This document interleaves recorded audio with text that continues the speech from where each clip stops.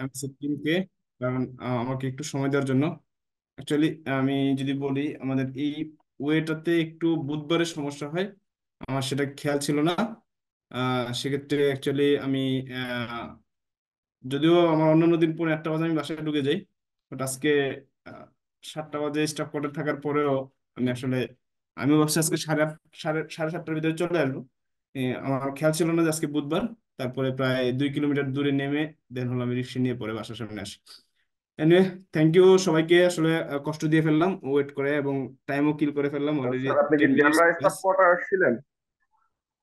হ্যাঁ, আমি actually staff quarter না, মেরাদিয়া বাজারে জ্যামে ছিলাম। আমি থাকি বনশ্রীতে, আমার আসা যাওয়াটা স্টাফ কোয়ার্টার হয়ে চিটাগাং রোড আচ্ছা। স্টাফ কোয়ার্টার, দেন আমি বনশ্রীতে ঢুকি। ওকে, আমরা একটু সবাইকে ঠিক আছে রিকোয়েস্ট স্যার, করবো। সময় করে কখনো স্যার এদিকে যদি সময় থাকে তাহলে একটু দেখা করে যান। আমি স্টাফ কোয়ার্টার থেকে আমার বাসায় আসতে বেশি সময় লাগে না স্যার, 5-7 মিনিট লাগে। বাসা কোথায়? তারা বোঝার যে ব্রিজটা আছে, ব্রিজের নিচেই। আচ্ছা আচ্ছা, ওকে, বুঝতে পারছি। ঠিক আছে ভাইয়া, ইনশাল্লাহ যদি সম্ভব হয় কখনো দেখা করবো। ওকে। কেমিক্যাল ম্যানেজমেন্ট, প্রথমে কেমিক্যাল ম্যানেজমেন্টের আপনার প্রথমে আসবে হলো অ্যাপ্লিকেবিলিটি। কারণ আপনার ফ্যাক্টরিতে কেমিক্যাল কি কি কেমিক্যাল, কোন কোন ক্যাটাগরির কেমিক্যাল ইউজ হয়, সেটা আইডেন্টিফিকেশন প্রথমে করতে হবে। দেন ওই অনুযায়ী আপনার জন্য কোশ্চেন জেনারেট হবে। কি দেখা যাবে যে আপনার জন্য কিছু কোশ্চেন আসবে, কিছু কোশ্চেন আসবে না। কারণ আপনি যদি ডাইং মানে ওয়েট প্রসেস প্রোডাকশনে কেমিক্যাল ইউজ করেন, সেক্ষেত্রে আপনার জন্য ফুল কোশ্চেন গুলো থাকবে। যদি আপনি প্রোডাকশনে কেমিক্যাল ইউজ না করেন, সেক্ষেত্রে আপনার জন্য 50% কোশ্চেন কমে যাবে। অন অ্যারাউন্ড 50% কোশ্চেন কমে যাবে। তো সেক্ষেত্রে প্রথমে একটা অ্যাপ্লিকেবিলিটি থাকবে, facility that uses chemical in production. আপনারা কি প্রোডাকশনে কেমিক্যাল ইউজ করেন? যদি আপনি না করেন তাহলে no. And then facility that uses chemical in operation only. দেখেন এখানে অপারেশন কি কি বোঝাচ্ছে, প্রোডাকশন কি কি বোঝাচ্ছে। এখানে বলা হচ্ছে যে আপনার wet process like dyeing, printing, laundering, laundering আর ওয়াশিং। আমরা লন্ডারিং বলতে আসলে ইন্ডাস্ট্রিয়াল সেক্টরে ওয়াশিংটাকে লন্ডারিং বলা হয়। সিমেন্টিং আর গ্লোয়িং, স্লাশিং, এগুলো হলো আপনার হলো প্রোডাকশনের কেমিক্যাল। এই জায়গায় যদি আপনি এই অপশনগুলো যদি থাকে, তাহলে অবশ্যই আপনার প্রোডাকশনের কেমিক্যাল ইউজ করা হয়। দেন আপনি যদি বলেন যে, দেন আপনার সেকেন্ড কোশ্চেন হলো facility that uses chemical in operation only. Operation বলতে হলো ইটিপি তে যদি যে কেমিক্যাল ইউজ করেন সেটা হলো অপারেশন। তারপরে কুলিং টাওয়ারে যে কুলিং টাওয়ার, জেনারেটর, বয়লার, এই জন্য যে কেমিক্যাল গুলো ইউজ করেন সেটা হলো অপারেশন। তার মানে আপনার এই অপশনে যদি আপনার কেমিক্যাল ইউজ করে থাকেন, তাহলে অপারেশন অনলি দিয়ে আপনার একটা ওখানে সিলেক্ট করতে হবে যে হ্যাঁ আপনার ওয়েস্ট ওয়াটার ট্রিটমেন্ট অপারেশন অনলিতে আপনি কেমিক্যাল ইউজ করেন।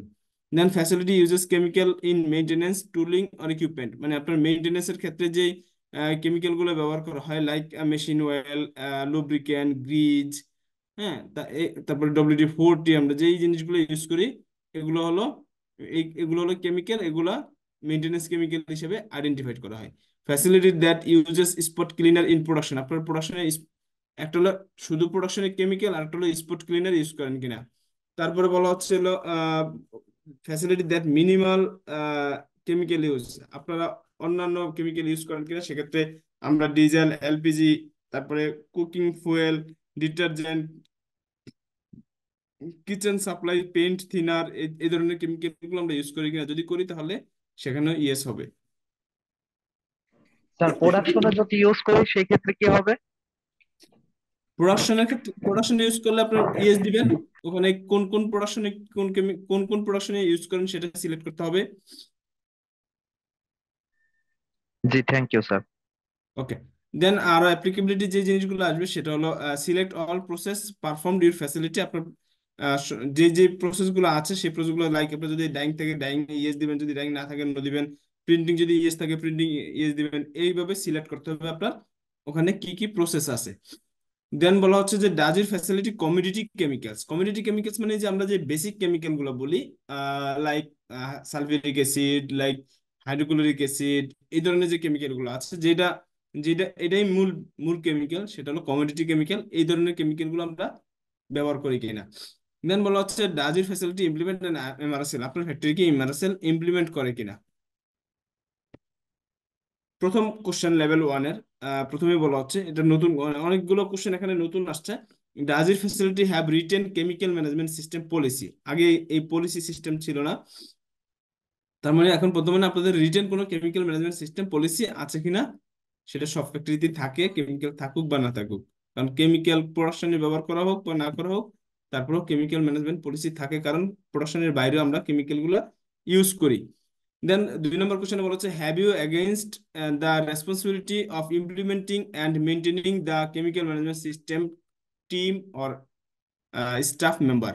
আপনার যে সিএমএস টিম আছে কিনা কেমিক্যাল ম্যানেজমেন্টকে ইমপ্লিমেন্ট করার জন্য, সেটা ইনশিওর করতে হবে। যদি থাকে তাহলে সেক্ষেত্রে আপনি একটা টিমের রেসপন্সিবিলিটি সহ, আমরা যেভাবে ইএমএস এর টিম তৈরি করেছিলাম সেভাবে একটা টিম তৈরি করে আমরা এখানে আপলোড করে দিব। 3 নম্বর কোশ্চেন হচ্ছে, does it facility have a chemical purchasing policy? আপনি কেমিক্যাল পার্চেজিং পলিসি আপনার আছে কিনা, এটা আপনার আইডেন্টিফাইড করতে হবে। এবং কেমিক্যাল পার্চেজিং পলিসিতে অবশ্যই আপনার মেনশন করতে হবে আপনি MRSL RSL compliant chemical purchase করেন। 4 নম্বর কোশ্চেনে বলা হচ্ছে, does your facility keep in chemical inventory list and suppliers of each chemical product? আপনার সকল কেমিক্যাল প্রোডাক্ট গুলা আপনার কেমিক্যাল ইনভেন্টরি লিস্টে লিপিবদ্ধ কিনা সেটা জানতে যাচ্ছে। 5 নম্বর কোশ্চেনে বলা হচ্ছে, does it facility chemical inventory list include the following data? Like যদি আমি বলি কেমিক্যালের নাম, supplier name, chemical manufacturer name, কেমিক্যালের টাইপ, ফাংশন নেম, কেমিক্যালের তারপরে হলো আপনার অরিজিনাল এমএসডিএস আছে কিনা, লট নাম্বার আছে কিনা, এক্সপায়ারি ডেট আছে কিনা, এই বিষয়গুলো আপনার ইনভেন্টরিতে আছে কিনা। আরো কিছু লিস্ট আপনি ওখানে দেখবেন, সেখানে জাস্ট আপনার কেমিক্যালের ইনভেন্টরিতে আপনার ওই ডেটাগুলো আছে কিনা সেটা সিলেক্ট করতে হবে, অথবা ওই ডাটার বেস ধরে আপনার একটা ইনভেন্টরি লিস্ট তৈরি করতে হবে। আমরা সাধারণত যে ইনভেন্টরি গুলো আমরা প্র্যাকটিস করি, এখানে যে হিগে যে চাচ্ছে সবই আমরা কমপ্লাই করি সাধারণত ইন্ডাস্ট্রিয়াল সেক্টরে। 6 নম্বর কোশ্চেনে বলা হচ্ছে, does it facility make safety data sheet available to employee for all chemical used? সকল কেমিক্যাল, ব্যবহৃত কেমিক্যালের ক্ষেত্রে আপনি সেফটি ডাটা শিট তৈরি করেন কিনা ফর এমপ্লয়ির জন্য। এখন এমপ্লয়ির জন্য যদি আপনি তৈরি করেন, সেক্ষেত্রে আপনি কোনটা করবেন? যেটা অরিজিনাল এসডিএস সেটা দিবেন, না আপনি সিম্পলিফাইড এসডিএস দিবেন? আমরা সেই সিম্পলিফাইড এসডিএস টা দিতে হবে। সেই সিম্পলিফাইড এসডিএস টা আমরা কিভাবে তৈরি করি সেটা আজকে কেমিক্যাল ম্যানেজমেন্টের ক্লাসে আমরা শিখবো। 7 নম্বর কোশ্চেনে বলা হচ্ছে, does it facility train all employees who use chemicals no chemical hazard, sorry, on chemical hazard risk, proper handling, what to do in case of emergency spill? এখানে বলা হচ্ছে যে আপনি যারা কেমিক্যাল ব্যবহার করে, কেমিক্যাল ব্যবহারের সাথে যারা জড়িত, যেই তাদেরকে, এমপ্লয়িরা, তাদেরকে আপনি ট্রেনিং করান কিনা কিসের উপরে? কেমিক্যালের হ্যাজার্ডের উপরে, কেমিক্যালের রিস্কের উপরে, কেমিক্যালের প্রপার হ্যান্ডলিং এর উপরে। ইভেন দো যদি কোনো স্পিল, ইমার্জেন্সি স্পিল হয়ে যায়, ইমার্জেন্সি কোনো ঘটনা ঘটে কেমিক্যাল দিয়ে বা স্পিল হয়, সেক্ষেত্রে তাদেরকে এই বিষয়গুলোতে তাদেরকে ট্রেনিং করান কিনা। 8 নম্বর কোশ্চেনে বলা হচ্ছে, does it facility have a chemical spill or emergency response plan that is periodically practised periodically? মানে আপনি আপনার কোনো কেমিক্যাল স্পিল প্ল্যান বা কেমিক্যাল স্পিল ড্রিল বা ইমার্জেন্সি স্পিল প্ল্যান আছে কিনা, রেসপন্স প্ল্যান আছে কিনা। কেমিক্যালের ক্ষেত্রে যে এটা যেরকম, আবার ফায়ারের ক্ষেত্রেও আমার ইমার্জেন্সি রেসপন্স প্ল্যান কিন্তু আছে। সেম পদ্ধতিতে আপনি একটা এসওপি তৈরি করতে পারেন, যে কেমিক্যাল স্পিল হইলে আপনার করণীয় কি, এবং সেই করণীয়টা আমরা আজকে ছোটখাটো একটা ভিডিওর মাধ্যমে দেখতে পারবো। আসলে আমাদের কেমিক্যাল স্পিলের করণীয় কি, ওই অনুযায়ী আপনি একটা এসওপি দাঁড় করাতে পারবেন। এবং সেটা বলা হচ্ছে প্র্যাকটিসড পিরিয়ডিক্যালি। আপনি যদি আপনি যদি বলেন বছরে 2বার আপনি এটা ট্রেনিং করাবেন বা এটা প্র্যাকটিস করবেন, সেক্ষেত্রে বছরে 2বার আপনার সরাসরি এটা প্র্যাকটিস করতে হবে। আপনার কোনো স্পিল হোক বা না হোক, আপনার করতে হবে। আমাদের সাধারণত আমাদের ফ্যাক্টরিতে তো আগুন লাগে না, বাট আমাদের বছরে 1বার বা 2বার বা বছরে 6বার কিন্তু এই ওরা কিন্তু করে। এটা তো রাইট। সেম পদ্ধতি স্পিলের ক্ষেত্রেও, কেমিক্যালের ক্ষেত্রেও আপনার কেমিক্যাল স্পিলের মহড়া করতে হবে, বছরে মিনিমাম 2বার করতে হবে। এর বেশি যদি করেন সেটা আপনার জন্য বেস্ট প্র্যাকটিস।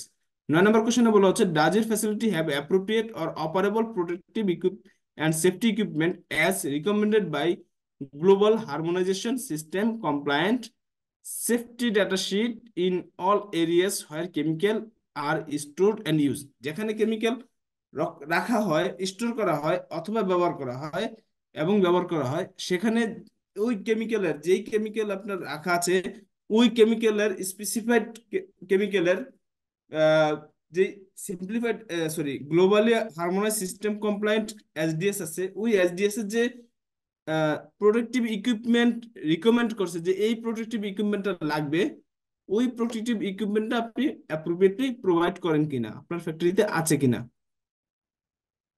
আমি কি এই কোশ্চেনটা, 9 নম্বর কোশ্চেনটা বুঝাইতে পেরেছি? আপনার যেখানে কেমিক্যাল স্টোর করা হয় এবং রাখা হয়, সেখানে আপনার যে কেমিক্যালের, এক ধরেন একটা কেমিক্যাল অ্যাসিড আছে, অ্যাসিডের জন্য আপনার এক ধরনের মাস্ক পরতে হবে।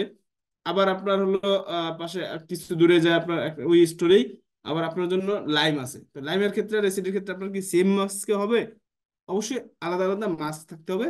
সেক্ষেত্রে আপনার জন্য আপনার এটা মেনশন করতে হবে যে আপনার যে এমএসডিএস এ যে রিকমেন্ড করতেছে যে আপনার সেফটি ইকুইপমেন্ট বা প্রোটেক্টিভ ইকুইপমেন্ট এটা ইউজ করতে হবে, সেক্ষেত্রে ওটা ইনশিওর করতে হবে। সাধারণত আমরা কি করি, এটা আমাদের সেফটি ইকুইপমেন্ট গুলা প্রপারলি আছে কিনা একটা চেকলিস্ট তৈরি করি, চেকলিস্ট তৈরি করে প্রপারলি আছে কিনা সেটা দিয়ে, আর হলো সেফটি পিপি যে রেজিস্টার খাতা যে আমরা পিপি দিচ্ছি কন্টিনিউয়াসলি, সেটার একটা রেজিস্টার খাতা মেনশন করে দিই।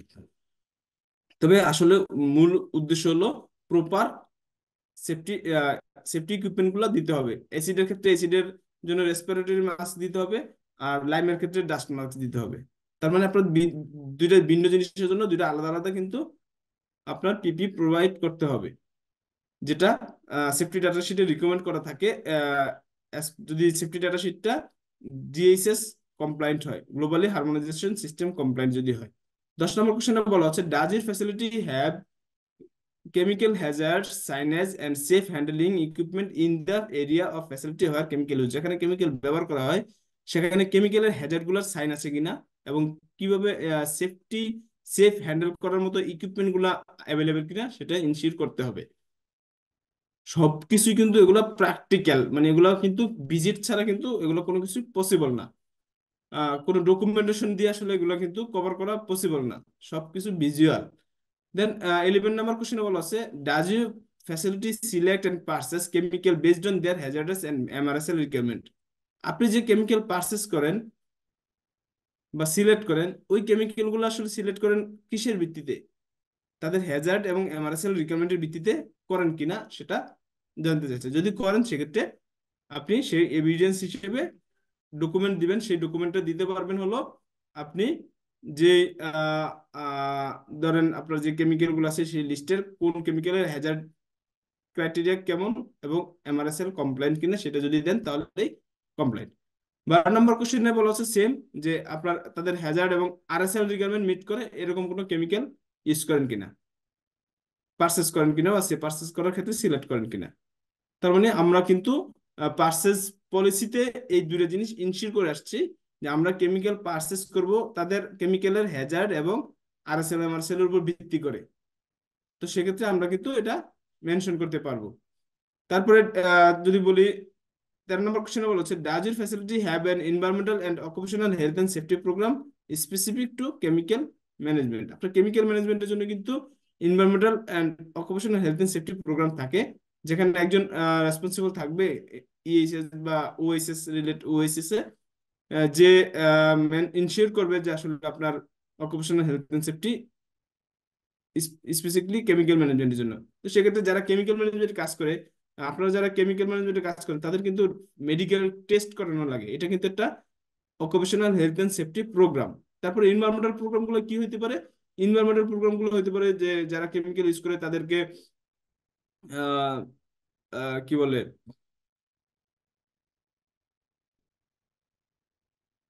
তারা এই কেমিক্যাল গুলোর হ্যাজার্ডের লেভেল কেমন, এগুলো তাদেরকে জানানো, এটা এনভায়রনমেন্টাল প্রোগ্রাম হতে পারে। 14 নম্বর কোশ্চেনে বলা হচ্ছে, does it facility well mark designated chemical storage area? আপনার যে কেমিক্যাল স্টোরেজ এরিয়া আছে সেই কেমিক্যাল স্টোরেজ এরিয়াটা ওয়েল মার্কড এবং ডেজিগনেটেড কিনা সেটা কিভাবে আইডেন্টিফাই করবেন?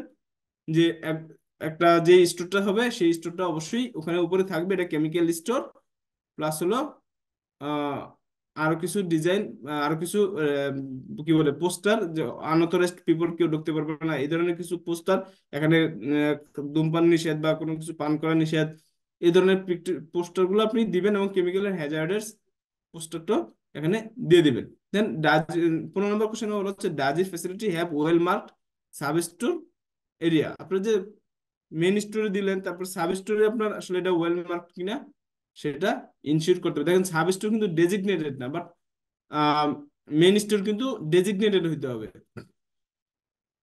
16 নম্বর, কারণ সাব স্টোর হয়তো একসময় এখানে থাকবে, আরেক সময় হয়তো ওখানে থাকবে, এরকম হইতেও পারে সাব স্টোরের ক্ষেত্রে, বাট মেইন স্টোরটা কিন্তু ডেজিগনেটেড একটাই থাকবে। আর 16 নম্বর কোশ্চেন বলেছে does it facility train employees responsible for the chemical management system or on RSLs restricted substance list. Chemical management সিস্টেমের রেসপন্সিবল, কেমিক্যাল ম্যানেজমেন্ট সিস্টেমের জন্য যে রেসপন্সিবল আছে সে ট্রেন্ড কিনা, সে ট্রেন আপ করা কিনা, যে সে ট্রেন করতে পারে কিনা এমপ্লয়ীদেরকে আরএসএল এর উপরে। পরের কোশ্চেনটা হলো এমআরএসএল এর উপরে ট্রেন করতে পারে কিনা। তার মানে আপনি যদি কেমিক্যাল রেসপন্সিবল পারসন হয়ে থাকেন, তাহলে আপনার যারা এই কেমিক্যাল ম্যানেজমেন্ট টিমে বা আপনার কেমিক্যাল ম্যানেজমেন্ট যে কেমিক্যাল ইউজার আছে তাদেরকে আরএসএল এমআরএসএল বিষয়ক ট্রেনিং করাতে পারেন কিনা বা ট্রেনিং করাচ্ছেন কিনা, করাইছেন কিনা, সেটার একটা ট্রেনিং এর এভিডেন্স গুলো আপনি দিয়ে দিবেন। আরএসএল এবং এমআরএসএল এর একসাথে একটা ডকুমেন্ট যদি ট্রেনিং করেন একসাথে, এক ট্রেনিং এ কিন্তু আপনি ওভারঅল দুইটা বিষয় কভার করে ফেলতে পারতেছেন।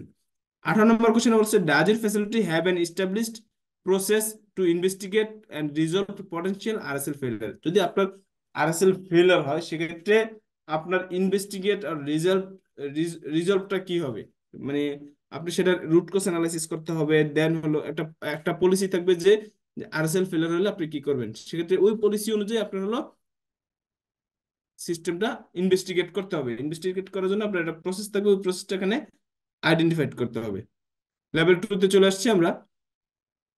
এতক্ষণ বলছি আমরা অ্যাকচুয়ালি আরএসএল এমআরএসএল এর আরএসএল এমআরএসএল মিট করে দেন আমরা কেমিক্যাল কিনবো। এখন বলা হচ্ছে আপনার যারা সাবকন্ট্রাক্টর বা কন্ট্রাক্টরস বা আপনার যারা আপস্ট্রিম সাপ্লায়ার, তারা আরএসএল এমআরএসএল কমপ্লায়েন্ট করে কিনা, তাদের সাথে আরএসএল এমআরএসএল এঙ্গেজ আছে কিনা।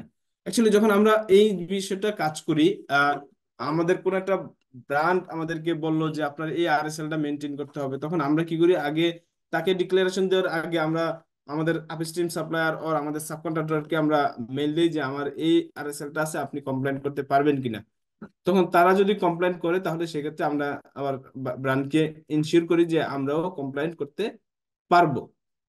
এটা অ্যাকচুয়ালি সাপ্লাই চেইন ম্যানেজমেন্টের মতো কাজ, এভাবে অ্যাকচুয়ালি করতে হবে।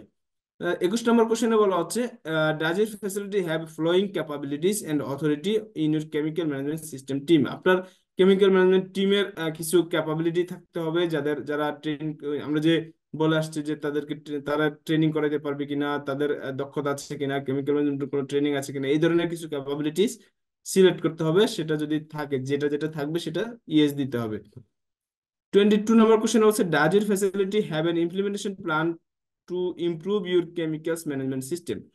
আপনার যদি কোনো কেমিক্যাল ম্যানেজমেন্ট সিস্টেমের যদি কোনো ইমপ্লিমেন্টেশন প্ল্যান প্ল্যান দরকার ইমপ্রুভমেন্ট করার জন্য, সেক্ষেত্রে আপনার ইমপ্লিমেন্টেশন প্ল্যান নিতে হবে। আর কেমিক্যাল ম্যানেজমেন্টের ক্ষেত্রে ইমপ্লিমেন্টেশনের শেষ না, আপনি 100% এমআরএসএল কমপ্লায়েন্ট করছেন, আপনার কাজ শেষ না।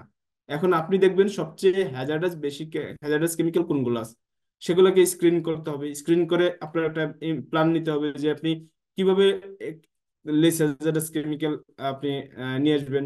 সে আপনি একটা ক্যাটাগরিতে আবার নিয়ে আসছেন, দেন হলো আপনি সবগুলোকে আবার যে এই ক্যাটাগরিতে যেগুলো যেগুলো আবার পড়ছে সেগুলোকে আবার লেস হ্যাজার্ডাসে কিভাবে আনবেন, এভাবে আপনি প্ল্যান বাই প্ল্যান আপনি হ্যাজার্ডাস কেমিক্যাল গুলোকে ফ্যাক্টরি থেকে রিমুভ করতে পারবেন। এভাবে ইমপ্রুভমেন্ট প্ল্যান আপনি তৈরি করতে পারেন এবং ইমপ্লিমেন্টেশন করতে পারেন। 23 নম্বর কোশ্চেন হচ্ছে does it facility have A traceability procedure in place which can track chemical and র materials use back from product to the inventory. তার মানে আপনার একটা ট্রেসেবিলিটি প্রসিজার থাকতে হবে যে আপনার ফ্যাক্টরি, আপনার কোনো ফ্যাক্টরির প্রোডাক্ট যদি দেশের বাইরে বা আমি পারচেস করি, আমি দেখি যেন এটা এই প্রোডাক্টটা থেকে যেন আমি আপনার ইনভেন্টরিতে যাইতে পারি এবং আপনার কেমিক্যাল অবধি যেতে পারি, আসলে আপনার কোন কেমিক্যালটা ব্যবহার করা হয়েছিল এবং সেই কেমিক্যাল গুলো কি, কোন ধরনের কেমিক্যাল, সেটা কিভাবে যাবেন। আপনার একটা পলিসি থাকবে, প্রসিজার থাকবে। লাইক আপনার প্রত্যেকটা প্রোডাক্টে কিন্তু পিও নাম্বার থাকে, ওই পিও নাম্বার ধরে আমি প্রথমে আপনার ডাইং এ যাব। এই পিও নাম্বার অনুযায়ী আপনার কোন কোন কেমিক্যাল, এই পিও নাম্বারে কোন কোন কেমিক্যাল দ্বারা ডাইং হয়েছে গেলাম, তারা দেখাইলো। এই কেমিক্যাল গুলা আহ, যে ডেটে ডাইং হয়েছে এই ডেটের ইনভেন্টরিতে আসবো। ওই ডেটের ইনভেন্টরিতে গিয়ে দেখবো যে আসলে কোন লট নাম্বারের কেমিক্যাল ইউজ করা হয়েছে, ওই লট নাম্বারের টেস্ট রিপোর্ট কি, দেন আমরা আইডেন্টিফাই করতে হবে এখানে হ্যাজার্ডাস ম্যাটেরিয়ালস কি কি আছে। স্যার সবাই clear? 23 number question. Ji sir. 24 number question বলা হচ্ছে, does your facility source already approved or preferred chemical from positive from a positive list? আপনার ফ্যাক্টরি কি already approved or preferred chemical source করে কিনা, মানে পারচেস করে কিনা কোন একটা পজিটিভ লিস্ট। যেমন আমরা যদি ফলো করি সবসময় জেডিসি এমআরএসএল, এটা একটা পজিটিভ লিস্ট।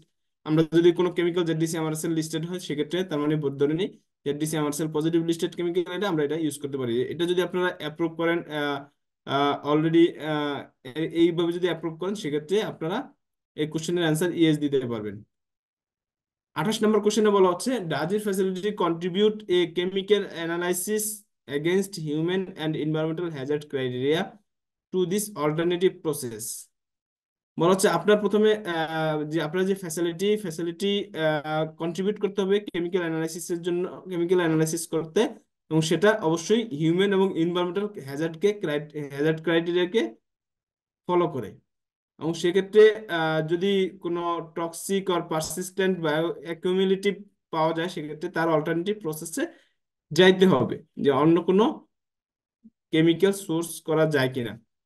29 নম্বর কোশ্চেনে বলা হচ্ছে, does it facility contribute an analysis of life cycle impact on this alternative process? আপনার ফ্যাসিলিটি কোনো কন্ট্রিবিউট করে কিনা লাইফ সাইকেল ইম্প্যাক্টের ক্ষেত্রে অ্যানালাইসিসের মাধ্যমে।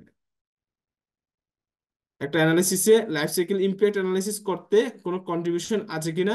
আর সাধারণত আমরা এই লেভেল 3 কোশ্চেন গুলো আমরা এখনো অনেক ফ্যাক্টরি এখনো পারফর্ম করতে পারি না, কারণ লাইফ সাইকেল অ্যানালাইসিসটা খুব ডিফিকাল্ট জিনিস। Human and environmental Hazard criteria গুলোকে অ্যানালাইসিস করাও ডিফিকাল্ট জিনিস, যেগুলো আসলে আমাদের জন্য খুব কষ্টসাধ্য। বাট আপনাদেরকে একটা থাম রুল দেওয়া যে আসলে এভাবে আপনারা করতে পারেন। 30 নম্বর কোশ্চেনে বলা হচ্ছে, does your contractor or subcontractor upstream supplier sourced already approved or preferred chemical positive listed replaced chemicals not already included in RSL? তার মানে আমরা যে আসলে যে কেমিক্যাল গুলো পারচেস করি, আপনার যে সাবকন্ট্রাক্টর বা আপস্ট্রিম সাপ্লায়ার যারা আছে তারা কি আসলে পজিটিভ লিস্টেড কেমিক্যাল ইউজ করে কিনা, যদি না করে সেক্ষেত্রে তারা মানে আরএসএল লিস্টেড নাই এরকম কেমিক্যাল রিপ্লেস করছে কিনা, এটা ইনশিওর করতে হবে। সেম পদ্ধতিতে এমআরএসএল স্যার ইনক্লুড নাই। জি। বলছেন স্যার, আমার এই প্রোডাক্টটা আরএসএল কিনা এটা বোঝার মনে করেন অনেক সময় তো অনেক ইয়া থাকে, সেটা বোঝার কোনো উপায় আছে কিনা, যে আমি আপনাদের যে কেমিক্যালের আপনাদের স্ক্রিনটা ধরে আচ্ছা, আমি নিয়ে আমি দেখলাম একটু যে এটা বলি। আরএসএল আগে কিনা। আপনার জানতে হবে হ্যাঁ। আরএসএল কি এমআরএসএল কি। আপনাদের কিন্তু আরএসএল এমআরএসএল নিয়ে একটা ক্লাস আছে, আই থিংক সো, আপনারা মনে হয় রুটিন পেয়েছেন। তো সেখানে আপনারা আরএসএল কিভাবে পাওয়া যায়, আরএসএল কোত্থেকে পাওয়া যায়, কিভাবে পাওয়া যায়, এমআরএসএল কোত্থেকে পাওয়া যায়, কিভাবে পাওয়া যায়, আপনারা সেই বিষয়ে ওখানে ইনশিওর হতে পারবেন। Sir clear?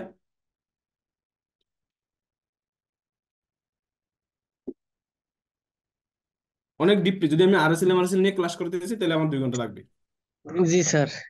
স্যার বুঝতে আরএসএল পারছি। এর আমি আপাতত বলতে পারি আরএসএল এর ফুল মিনিং হলো রেস্ট্রিক্টেড সাবস্টেন্স লিস্ট, এবং আরএসএল এর যে সাবস্টেন্স গুলো আছে সেগুলো আমরা ফাইনাল প্রোডাক্টের আউটপুটে যে আমরা টেস্ট করে আইডেন্টিফাই করতে পারি।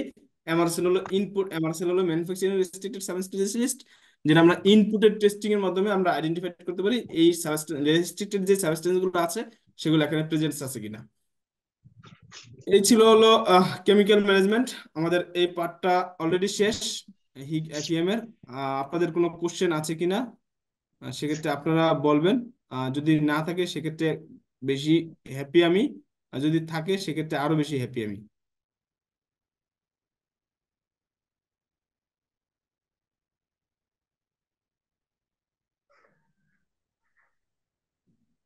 স্যার আমার নেই।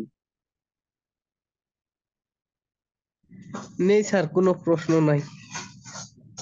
সবাই অভিমান থেকে বলছেন না যে কোনো প্রশ্ন নাই? আমি এত দ্রুত শেষ করেছি যে আসলে প্রশ্ন থাকাও আসলে, মানে প্রশ্ন যে আপনারা করবেন সেটাও ডিফিকাল্ট স্যার আমার হয়তো মনে হয়। হয়তো বা স্যার পরে দুই এক সময় বিরক্ত করতে পারি। দেখা যাচ্ছে একটা কাজ নিয়ে বসছি, যে আর কাজটা একটু হ্যাঁ, বুঝতে কষ্ট হচ্ছে, সেক্ষেত্রে হয়তো স্যার আপনার একটু ডিস্টার্ব করতে পারি। এই ক্ষেত্রে স্যার রাগ করবেন না, আপনার কাছে রিকোয়েস্ট। জি জি স্যার, আমিও এই একমত সহমত। পরবর্তীতে হয়তো আর নক করতে পারি। আর বেসিক্যালি আসলে প্র্যাকটিক্যাল কাজে কাজে যখন যাব তখন শীট ধরে ধরে যখন ওই যে যেগুলো আপনি বললেন, যেগুলা রুলস রেগুলেশন মাইনে যেগুলা কাজ করার ক্ষেত্রে আমরা একটা রাইট রাইট। সম্মুখীন হব, বাধার সম্মুখীন, তখন আপনার নক দিব অথবা ওই শীত দিঘা, তখন সে না বোঝা যাবো সবকিছুই। এখন তো বেসিকটা নিতেছি, এখন তো আর ওইভাবে ফুলফিল ভাবে সকল কিছু করা যাবে না আমার কাজের ক্ষেত্রে যে তখন সেটা আমি করতে পারবো, তখন আপনার কাছে প্রশ্ন করব।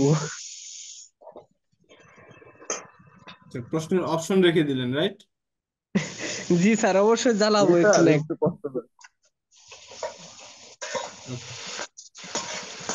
স্যার রাগ করলেন নাকি? না না না, প্রশ্ন করবেন, সেক্ষেত্রে রাগ করবো কেন? রাগ করার কোনো আপনার কথা অপশনই নেই। আপনার কথা বলছি। স্বাধীন, আমাদের এখানে স্বাধীন আছে চেয়ার। আপনি আপনার চিনি, আপনাকে দেখাইছিলাম, পরে বললো যে আমি তো চিনি। আমাকে চিনে না, ইসিআর এর খুব কম লোকই আছে বাংলাদেশে। হ্যাঁ হ্যাঁ হ্যাঁ। বললাম যে সাউথ এশিয়ার স্যার, ট্রেনার, এর সাথে এর কাছ থেকে আমি ট্রেনিং করতেছি। পরে বললো যে হ্যাঁ হ্যাঁ, আপনার দেখে বললো যে হ্যাঁ চিনি। নাম কি, নাম কি তার? স্বাধীন স্বাধীন।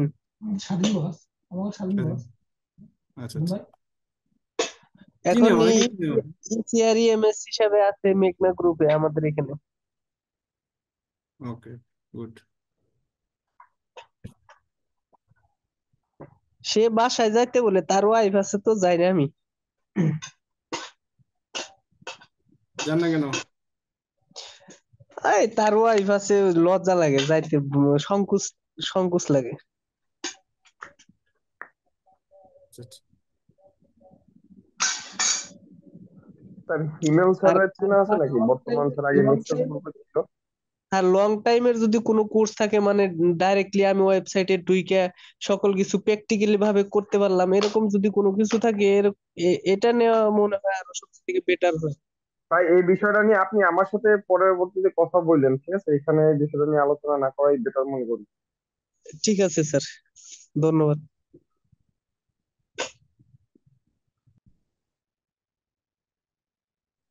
স্যার আমার আপনি ইয়েটা ওকে হচ্ছে। পরবর্তী আমার ক্লাসের জন্য রেডি করেন আর কি। কেমিক্যাল ম্যানেজমেন্টের স্লাইড অন করতেছি, আমাকে একটু টাইম দিবেন। আমার কেমিক্যাল ম্যানেজমেন্টের স্লাইডটা অন হলে আমি শুরু করে দিব। ওকে স্যার, ওকে। আপনাদেরকে আসলে কেমিক্যাল ম্যানেজমেন্টের খুব বেশি কিছু শিখাবো না, মানে কয়েকটা জিনিস শিখাবো খুব শর্টলি, যে জিনিসটা আপনারা ফ্যাক্টরিতে প্র্যাকটিস করতে পারবেন। অনেক বেশি কিছু শিখাবো না, অনেক বেশি কিছু জানার দরকার নেই।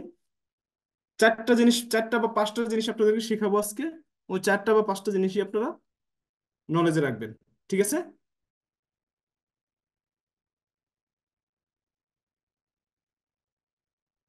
সবাই কি আছেন না নাই? স্যার আছি আছি, সমস্যা নেই, বলেন। যে স্যার আছি, স্যার আছি। আছি স্যার, আছি, সকলে আছে স্যার। আচ্ছা, না আমি কথা বলার পরে যদি মানে কোনো রিপ্লাই না পাই, তাহলে তো মনে হয় যে আসলে মনে হয় না আমি হচ্ছে আর কেউ নাই আর কি। না না, সবাই আছে স্যার।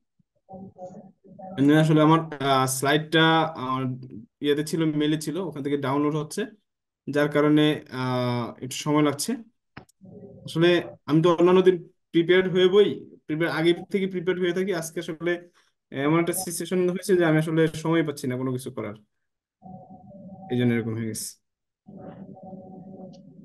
স্যার মেহেদী হাসানের চিনেন আপনি? ম্যাকপাই গ্রুপ অফ কোম্পানিতে আছে। ম্যাকপাই?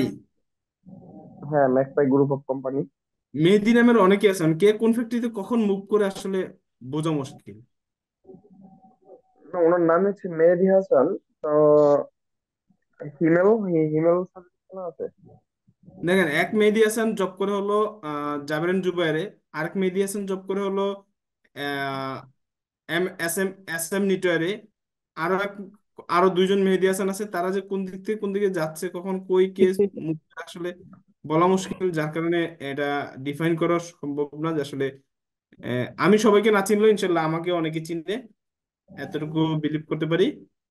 হয়তো সবাইকে আমি চিনি, বাট কে কোথায় জব করতেছে এটা মেনশন করে আসলে চিনি না। হয়তো ফেস চিনি, আর নাম তো সবারই জানি, নাম তো এগুলো কমন নাম, মেহেদী হাসান কমন নাম একবারে।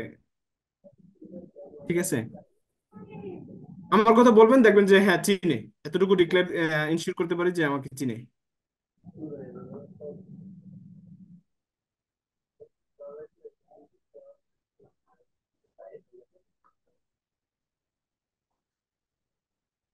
আপনি হয়েছেন স্যার, আপনি হয়েছেন বস, আপনি হয়েছেন ট্রেনার, আপনাকে চিনবো না? সবাই চিনে, এই যে আমরা কতগুলো লোক চিনতেছি সাউথ এশিয়ায় যারা বের হয়েছে, তারা সবাই চিনে। আপনার সহপাঠী বেশি, আপনার সার্কেল বেশি, আপনার লিঙ্ক আপ বেশি, আপনার না জ্ঞান এটা ঠিক, বেশি। না এটা ঠিক অ্যাকচুয়ালি। আমি আমি আসলে আমার আসলে মানে যেখানে আমি গেছি সেখানে আমার আসলে এই পরিচিতিটা হয়ে গেছে আর কি। মানে আমি চেষ্টা করি সবার সাথে মিশতে এবং এই যে বিষয়টাকে ধরে রাখতে।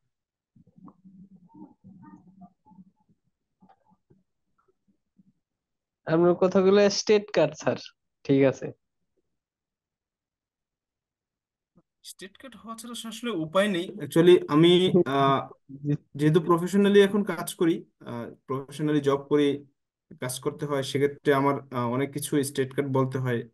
হয়তো আপনার আমি বলার পরে মনে করি যে আপনারা কষ্ট পাচ্ছেন, তখন আমার কাছে মনে না হয় যে আসলে কষ্ট দিচ্ছি, কিন্তু সেক্ষেত্রে আমি তখন আমার কিছু করার থাকে না আসলে কষ্ট না দেওয়া না দিয়ে।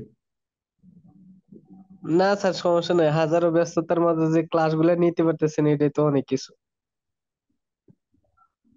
কয় দিক সামলাবেন আপনি? এটা সত্য, আমার আসলে তার সব প্রচুর থেকে বড় কথা প্রচুর। হচ্ছে স্যার আপনার সাথে আমরা ক্লাস করতে করে অনেক ধন্য মনে করতেছি, কারণ অনেক আগে থেকে আপনাকে আমি চিনি, বাট কখনো দেখা হয় নাই, কথা হয় নাই। পরিচয় দিলে হয়তো চিনতে পারবেন, পরিচয় পরে কখনো দিব। হচ্ছে যে আমার একটা বড় ভাই আছে, আপনাদের সাথে হয়তো চিনেন আপনারাও। আহ, নাম কি? তারপরে অনেক সার্কেল থেকেও আর কি আমি শুনেছি আপনার নাম বা আপনার পরিচিতিটা। হ্যাঁ আমি তো বলছি আসলে আহ, এই সেক্টরে মোটামুটি একটু ছোট মানুষ যদিও, তারপরেও মোটামুটি একটু পপুলারিটিটা হয়ে গেছে আর কি কোন একটা ভাবে। এটা আল্লাহ তৈরি করে দিছে আর কি পপুলারিটিটা। এনিওয়ে, আমি আপনাদেরকে যে সেশনটাতে দেখাবো সেখানে কেমিক্যাল ম্যানেজমেন্ট আমি একটু দেখে নিচ্ছি। আহ,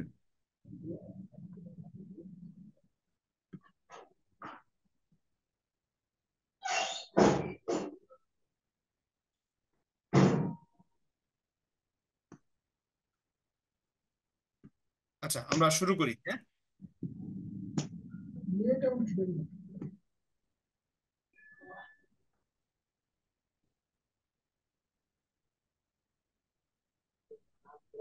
স্লাইড দেখা যাচ্ছে? দেখা যাচ্ছে স্যার। ওকে, আমরা একটু মানে স্পিডলি আগাবো। যেখানে আমাদের খুব স্লোলি আগাইতে হবে সেখানে আমরা খুব স্লোলি আগাবো। মানে যে জিনিসটা আপনাদের খুব দরকার শেখার সেই জিনিসটা নিয়ে আমরা খুব স্লোলি আগাবো, ঠিক আছে? ইন্ট্রোডাকশন তো কোনো কিছুই দেওয়ার নেই, এগুলো ইন্ট্রোডাকশন অনেক পুরোনো ইন্ট্রোডাকশন আপনাদের সাথে আমার, সেক্ষেত্রে আমি এই ইন্ট্রোডাকশন গুলোতে না আসি। অ্যাকচুয়ালি আমাদের যে কেমিক্যাল ম্যানেজমেন্টের জন্য যে বিগ প্রবলেম গুলো হয়, কেমিক্যাল ইজ মেজর র materials used in and inventory. Inventory করার ক্ষেত্রে আমাদের খুব বড় একটা প্রবলেম দ্বারা যে আমাদের র কেমিক্যাল, হিউজ পরিমাণ র কেমিক্যাল আসে। Almost all chemicals incident turn out to be ক্যাটাস্ট্রফ।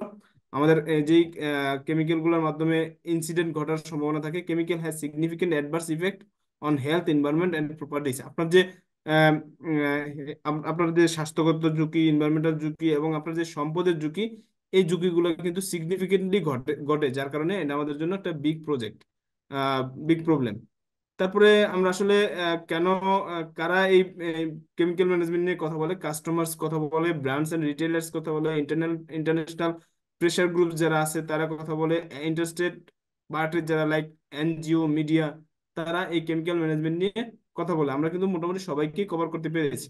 তারপর যদি বলি রেগুলেশন গুলো কি কি required, acid rules required, explosive act required, Bangladesh petroleum act, BNBC 2006 amendment হয়ে অলরেডি 2020 চলে আসছে, globally harmonization system GHS, ILO convention 170, recommendation 177, NFPA 30। এই বিষয়গুলো আমাদের কেমিক্যাল ম্যানেজমেন্টের ক্ষেত্রে প্রয়োজন। পাশাপাশি আমাদের কিছু গাইডলাইন আছে কেমিক্যাল ম্যানেজমেন্টের বাংলাদেশে লোকালি, আমরা সেগুলো চাইলে আপনাদের সাথে পরবর্তীতে শেয়ার করতে পারবো। দেন এখান থেকে আমরা যে জিনিসগুলো শিখবো আসলে, এখান থেকে সবকিছু আমরা জাস্ট থাম্ব রুল নিব, বাট শিখবো কয়েকটা জিনিস, সেই জিনিসগুলো আমরা সামনে আগাবো। আসলে কোনো একটা এমসিকিউ নেওয়ার কথা ছিল, আপনাদের সেই প্রফেশনাল টাইম নাই যে আমি আপনাদেরকে এমসিকিউ নিব। দেন বেসিক কনসেপ্ট অফ জেডিএসি। জেডিএসি মূলত হলো ফুল মিনিং যদি বলি, zero discharge of hazardous chemicals. Zero discharge of hazardous chemical মানে হ্যাজার্ডাস কেমিক্যালের জিরো ডিসচার্জ হবে। তাদের মেইন কনসেপ্ট হলো, তারা নামকরণটা এমন ভাবে করেছে যে মূল কনসেপ্টের নামকরণটা করেছে যে তার বা আমাদের পৃথিবীতে যে গ্লোবাল যে হ্যাজার্ডাস কেমিক্যাল গুলো আছে সেটারে একসময় তারা জিরো ডিসচার্জে আনবে, মানে ব্যবহার করবে না। ঠিক আছে? তো সেক্ষেত্রে তারা বিভিন্ন ভাবে বিভিন্ন সময় বিভিন্ন পদক্ষেপ নিচ্ছে। আরএসএন এমআরএসএল রেস্ট্রিক্টেড করতেছে, ডে বাই ডে রেস্ট্রিক্টেড করতেছে। এমআরএসএল গুলো রেস্ট্রিক্টেড করার মাধ্যমে কিন্তু আমাদের হ্যাজার্ডাস কেমিক্যাল গুলো আমাদের থেকে কাট অফ হবে। এইভাবে তারা অ্যাক্টিভিটি নিচ্ছে। তারপর আমরা যদি বলি আইডেন্টিফিকেশন অফ কেমিক্যাল। কেমিক্যাল আইডেন্টিফিকেশনটা কি? একটা কেমিক্যালের নাম বা কেমিক্যাল কি এটা আমরা সম্পর্কে জানি। আমরা সবাই জানি কেমিক্যাল আসলে দুই বা দুই বা ততোধিক সাবস্টেন্সের বিক্রিয়ার ফলে যে হয় তা হলো কেমিক্যাল। কেমিক্যালের যদি আমি প্রথমে বলি যে how to identify the chemicals, আমরা প্রোডাক্ট লেভেল দ্বারা আমরা আইডেন্টিফাই করতে পারি, এমএসডিএল দ্বারা আইডেন্টিফাই করতে পারি, পাশাপাশি আমাদের সিম্পলিফাইড সেফটি ডাটা শিট দিয়ে আমরা আইডেন্টিফাই করতে পারি। তো প্রোডাক্ট লেভেলটা আমরা বানানো আসলে শিখবো। একটা প্রোডাক্ট লেভেল বানাতে আসলে কি লাগে, আমরা যদি একটু স্ক্রিন শেয়ার করি, এটা তো আসলে স্লাইড শেয়ার, আমি স্ক্রিন শেয়ার করি তাহলে আপনারা বুঝতে পারবেন আমরা আসলে কিভাবে কি করছি। স্ক্রিন শেয়ার এটা। দেন আমরা চলে আসবো হলো এখানে,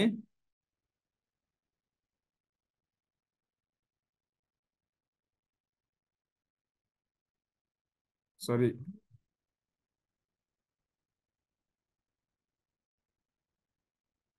আচ্ছা, আমরা যদি একটা কেমিক্যালের নাম বলি, এসিটিক অ্যাসিড,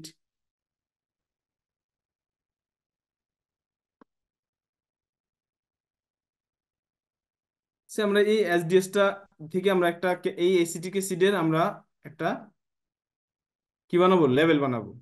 সেই লেভেলটা বানাবো আমরা, এটা ডাউনলোড হোক, আমরা সেই লেভেলটা বানাবো। এখন দেখা যাচ্ছে, স্লাইড দেখা যাচ্ছে এখন?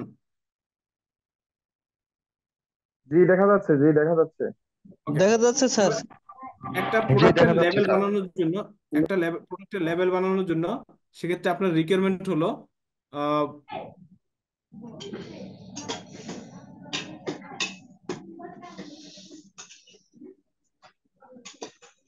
সরি, আমরা যে জায়গায় ছিলাম, একটা প্রোডাক্টের লেভেল বানানোর জন্য আপনার প্রথমে হলো প্রোডাক্ট আইডেন্টিফায়ার। এই প্রোডাক্ট আইডেন্টিফায়ার মানে হলো প্রোডাক্টের নাম বা প্রোডাক্টের নাম এন্ড ক্যাশ নাম্বার। আপনি শুধু নামও দিতে পারেন, ক্যাশ নাম্বার দিলেও, নাম প্লাস ক্যাশ নাম্বার দিলেও ভুল না। তারপরে সিগন্যাল ওয়ার্ড। একটা কেমিক্যালে মানে কেমিক্যাল ম্যানেজমেন্টের ক্ষেত্রে সিগন্যাল ওয়ার্ড হলো দুইটা, একটু মাথায় রাখবেন। কেমিক্যাল ম্যানেজমেন্টের ক্ষেত্রে সিগন্যাল ওয়ার্ড দুইটা, একটা হলো ওয়ার্নিং, একটা হলো ডেঞ্জার। কি কি? একটা ওয়ার্নিং, একটা ডেঞ্জার। তার মানে আপনার ওই এমএসডিএস এ ওয়ার্নিং বা ডেঞ্জার যদি থাকে তাহলে আপনি 2 নম্বর অপশনে, একটা লেভেলের 2 নম্বর অপশনে আপনি ওয়ার্নিং অথবা ডেঞ্জার লিখবেন। তারপরে 3 নম্বর হলো পিক্টোগ্রাম। আমরা পিক্টোগ্রাম গুলো চিনবো পরবর্তীতে, বাট পিক্টোগ্রাম আমরা এমএসডিএস এ পাবো, সেই পিক্টোগ্রাম গুলোই আইডেন্টিফাইড করবো। তারপর আমরা হ্যাজার্ডাস স্টেটমেন্ট, আমরা এমএসডিএস এই হ্যাজার্ডাস স্টেটমেন্টটা পাবো, সেই হ্যাজার্ডাস স্টেটমেন্টটা আমরা আইডেন্টিফাইড করব, এখানে ইনপুট দিব লেভেলে। তারপর প্রিকশনারি স্টেটমেন্ট, আমরা যেখানে হ্যাজার্ডাস স্টেটমেন্টটা পাবো তার সাথেই প্রিকশনারি স্টেটমেন্টটা থাকবে, সেই প্রিকশনারি স্টেটমেন্টও আমরা এখানে ইনপুট দিব। দেন হলো কেমিক্যাল ম্যানুফ্যাকচারার নেম, মানে কেমিক্যাল ম্যানুফ্যাকচারার আর সাপ্লায়ারের নাম, অ্যাড্রেস এবং টেলিফোন নাম্বার, মেল অ্যাড্রেস, চারটাই থাকতে হবে। নাম, অ্যাড্রেস মানে ওই সাপ্লায়ারের নাম, সাপ্লায়ারের অ্যাড্রেস, সাপ্লায়ারের ইমেল অ্যাড্রেস, সাপ্লায়ারের টেলিফোন নাম্বার, আপনার এখানে এমএসডি এই লেভেলে থাকতে হবে। এটা আপনি পাবেন কোথেকে? এমএসডিএস থেকে। বাট 7 নাম্বার যে পার্টটা আছে, এই পার্টটা কিন্তু আপনি এমএসডিএস এ পাবেন না। এটা আপনার জন্য রিকোয়ার্ড না। এটা আপনার যে সাপ্লায়ার আছে সে এটা দিবে, প্রোভাইড করবে। এই বাকি যে প্রথম যে 6টার কথা বলছি সেটা হলো জিএসএস অনুযায়ী, গ্লোবালি হার্মোনাইজেশন সিস্টেম অনুযায়ী আপনার একটা লেভেল। 7 নাম্বারটা আপনার হলো কম্পালসরি, এটা থাকবেই। তারপরে এর সাথে থাকে ওয়েট কতটুকু থাকলো। সে আমরা যদি একটা নমুনা জাস্ট দেখি, সেই নমুনা হলো এটা, যে 1 নম্বর আছে কেমিক্যালের নাম, প্লাস হলো 2 নম্বর আছে ডেঞ্জার যেটা সিগন্যাল ওয়ার্ড, 3 নম্বর আছে পিক্টোগ্রাম, 4 নম্বর আছে হ্যাজার্ডাস স্টেটমেন্ট, 5 নম্বর আছে হলো আপনার প্রিকশনারি স্টেটমেন্ট, 6 নম্বর আছে কেমিক্যাল সাপ্লায়ারের নাম, অ্যাড্রেস, ফোন নাম্বার, সবকিছু আছে। 7 নম্বরে হলো এক্সপায়ারি ডেট, তারপরে fill date, lot number, weight, সবকিছু 7 নম্বরে দেওয়া আছে। এখন আমরা অ্যাকচুয়ালি এই যে যে লেভেলটা বানানোর জন্য আমরা আসলে কোথা থেকে ডেটাগুলো পাবো? এখানে আমরা কেমিক্যালের নাম দেখতে পাচ্ছি, তার মানে আমরা 1 নম্বরটা পেয়ে গেলাম, রাইট? কেমিক্যালের নাম। তারপরে 2 নম্বরে কি ছিল? Signal word, right? দেখেন এখানে সিগন্যাল ওয়ার্ড আছে। আমরা সেকশন টুতে সেকশন টুতে আমরা সিগন্যাল ওয়ার্ড পেয়ে গেছি। 3 নম্বর কি ছিল? পিক্টোগ্রাম। আমি কি ভুল বলতেছি? পিক্টোগ্রাম আমরা না না না, পেয়ে ঠিক গেছি। আছে। তার মানে আমার লেভেলে আমি এই 2টা পিক্টোগ্রাম বসায় দিব। এই জিনিস, যে জিনিসগুলো আমরা পাচ্ছি সেই জিনিসগুলো আমরা বসায় দেবো। 4 নম্বর কি ছিল? Hazard statement. দেখেন এখানে হ্যাজার্ড স্টেটমেন্ট লেখা আছে। এই যে 2টা এই স্কোর দিয়ে যায় যে স্টেটমেন্ট গুলো থাকবে, এই স্কোর দিয়ে যে স্টেটমেন্ট গুলো থাকবে সেটা হলো হ্যাজার্ড স্টেটমেন্ট। তার মানে এসিটিক অ্যাসিডের ক্ষেত্রে বলা হচ্ছে এই 2টা হলো হ্যাজার্ড স্টেটমেন্ট। তার মানে আপনি হ্যাজার্ড স্টেটমেন্টও পেয়ে যাচ্ছেন এখানে। তারপরে কত, 5 নম্বর বলা হচ্ছে প্রিকুশনারি স্টেটমেন্ট। দেখেন এখানে পি কোড দিয়ে যেই স্টেটমেন্ট গুলো আছে সেগুলো সব প্রিকুশনারি স্টেটমেন্ট। তার মানে আপনি যদি একটা লেভেল বানাইতে চান তাহলে কিন্তু আপনি অলরেডি 5টা পার্ট পেয়ে গেছেন। তারপরে 6 নম্বর হলো ওই কেমিক্যাল ম্যানুফ্যাকচারার কোম্পানির নাম, সাপ্লায়ার ম্যানুফ্যাকচারার বা সাপ্লায়ার কোম্পানির নাম, তারপরে টেলিফোন নাম্বার, অ্যাড্রেস, এটা অ্যাড্রেস, নাম, address, telephone number, mail address, সব 1 এবং 2 নম্বর সেকশনে পেয়ে যাচ্ছেন। আপনারা পরবর্তীতে অফিসে গিয়ে আহ, আপনারা চাইলে আজকে এখন এই যে যে সেকশন গুলো, যেই ক্রাইটেরিয়া আছে এটা একটা স্ক্রিনশট দিয়ে রাখবেন। কালকে আপনারা অফিসে গিয়ে আপনারা আপনাদের যে কেমিক্যাল গুলো আছে সেগুলোর অরিজিনাল এসডিএস থেকে, এমএসডিএস থেকে আপনারা একটা লেভেল বানাবেন, পারবেন না? তো স্যার, পারবো পারবো। ইনশাল্লাহ চেষ্টা করবো স্যার। 2 জন, একজন স্যার আমি পারবে, একজন চেষ্টা করবে। এসব কাজ করে আসতেছি অনেকদিন ধরে, এটা পারি স্যার। ওকে, গুড। আমি আসলে এই প্র্যাকটিসটা স্যার, করাইতে চাই কারণ এই জিনিসটা কিন্তু অনেকেই পারে না। আপনার কাছে আমার আরেকটা হচ্ছে জিনিস জানার ছিল আর কি, যদি একটু সময় দিতেন আর কি। জি জি জি, বলেন। স্যার আমরা হচ্ছে কেমিক্যাল পারচেস করার সময় যে কোনো একটা কেমিক্যাল ফুল প্রসিডিউরটা যদি একটু বলতেন, মানে কেমিক্যাল গেটে আসলো, গেটে আসার পর সাপ্লায়ার আমাদের দিল, তারপর সাপ্লায়ার এমএসডিএস থেকে আমি ওর নাম, আইডেন্টিফিকেশন, পিক্টোগ্রাম যা আছে ওয়েট ওয়েট সবকিছু ওয়েট ওয়েট, আমি আমি বুঝতে পারছি। আপনি ট্রেনিংটা শেষ করেন, তারপর আপনার অ্যান্সারটা পাচ্ছেন কিনা একটু জানাবেন, হ্যাঁ? আচ্ছা স্যার, ঠিক আছে। ওকে, দেন আমরা যদি সবাই যদি পারি এই এটা করতে, সেক্ষেত্রে আমরা কিন্তু অলরেডি এক প্রোডাক্টের লেভেল আমরা তৈরি করতে পারবো, কেমিক্যালের লেভেলগুলো তৈরি করতে পারবো। আর এবং সেই প্র্যাকটিসটা অবশ্যই কিছুদিন পর পর করতে হবে, যেন মানে আপনার কোনো কাজ না এটা, বাট তারপর আপনি করবেন যেন আপনার প্র্যাকটিসে থাকে। আপনার স্ক্রিনশট দিয়ে রাখতে বলছি। এটা হলো রিকোয়ারমেন্ট। এই রিকোয়ারমেন্ট গুলো ধরে আপনি, আমি যে এসডিএস থেকে দেখাইছি, তার মানে সেকশন 1 এবং সেকশন 2 তে আপনি, এসডিএস এর সেকশন 1 এবং সেকশন 2 তে আপনি সব ইনফরমেশন পাবেন। ওই অনুযায়ী আপনি প্রোডাক্ট লেভেল তৈরি করে ফেলবেন। তারপরে যদি বলি অরিজিনাল সেফটি ডাটা শিট, যেটা সেফটি ডাটা শিট বা MSDS material safety data sheet, এখন আপডেটেড কথা বলা হয় সেফটি ডাটা শিট হিসেবে।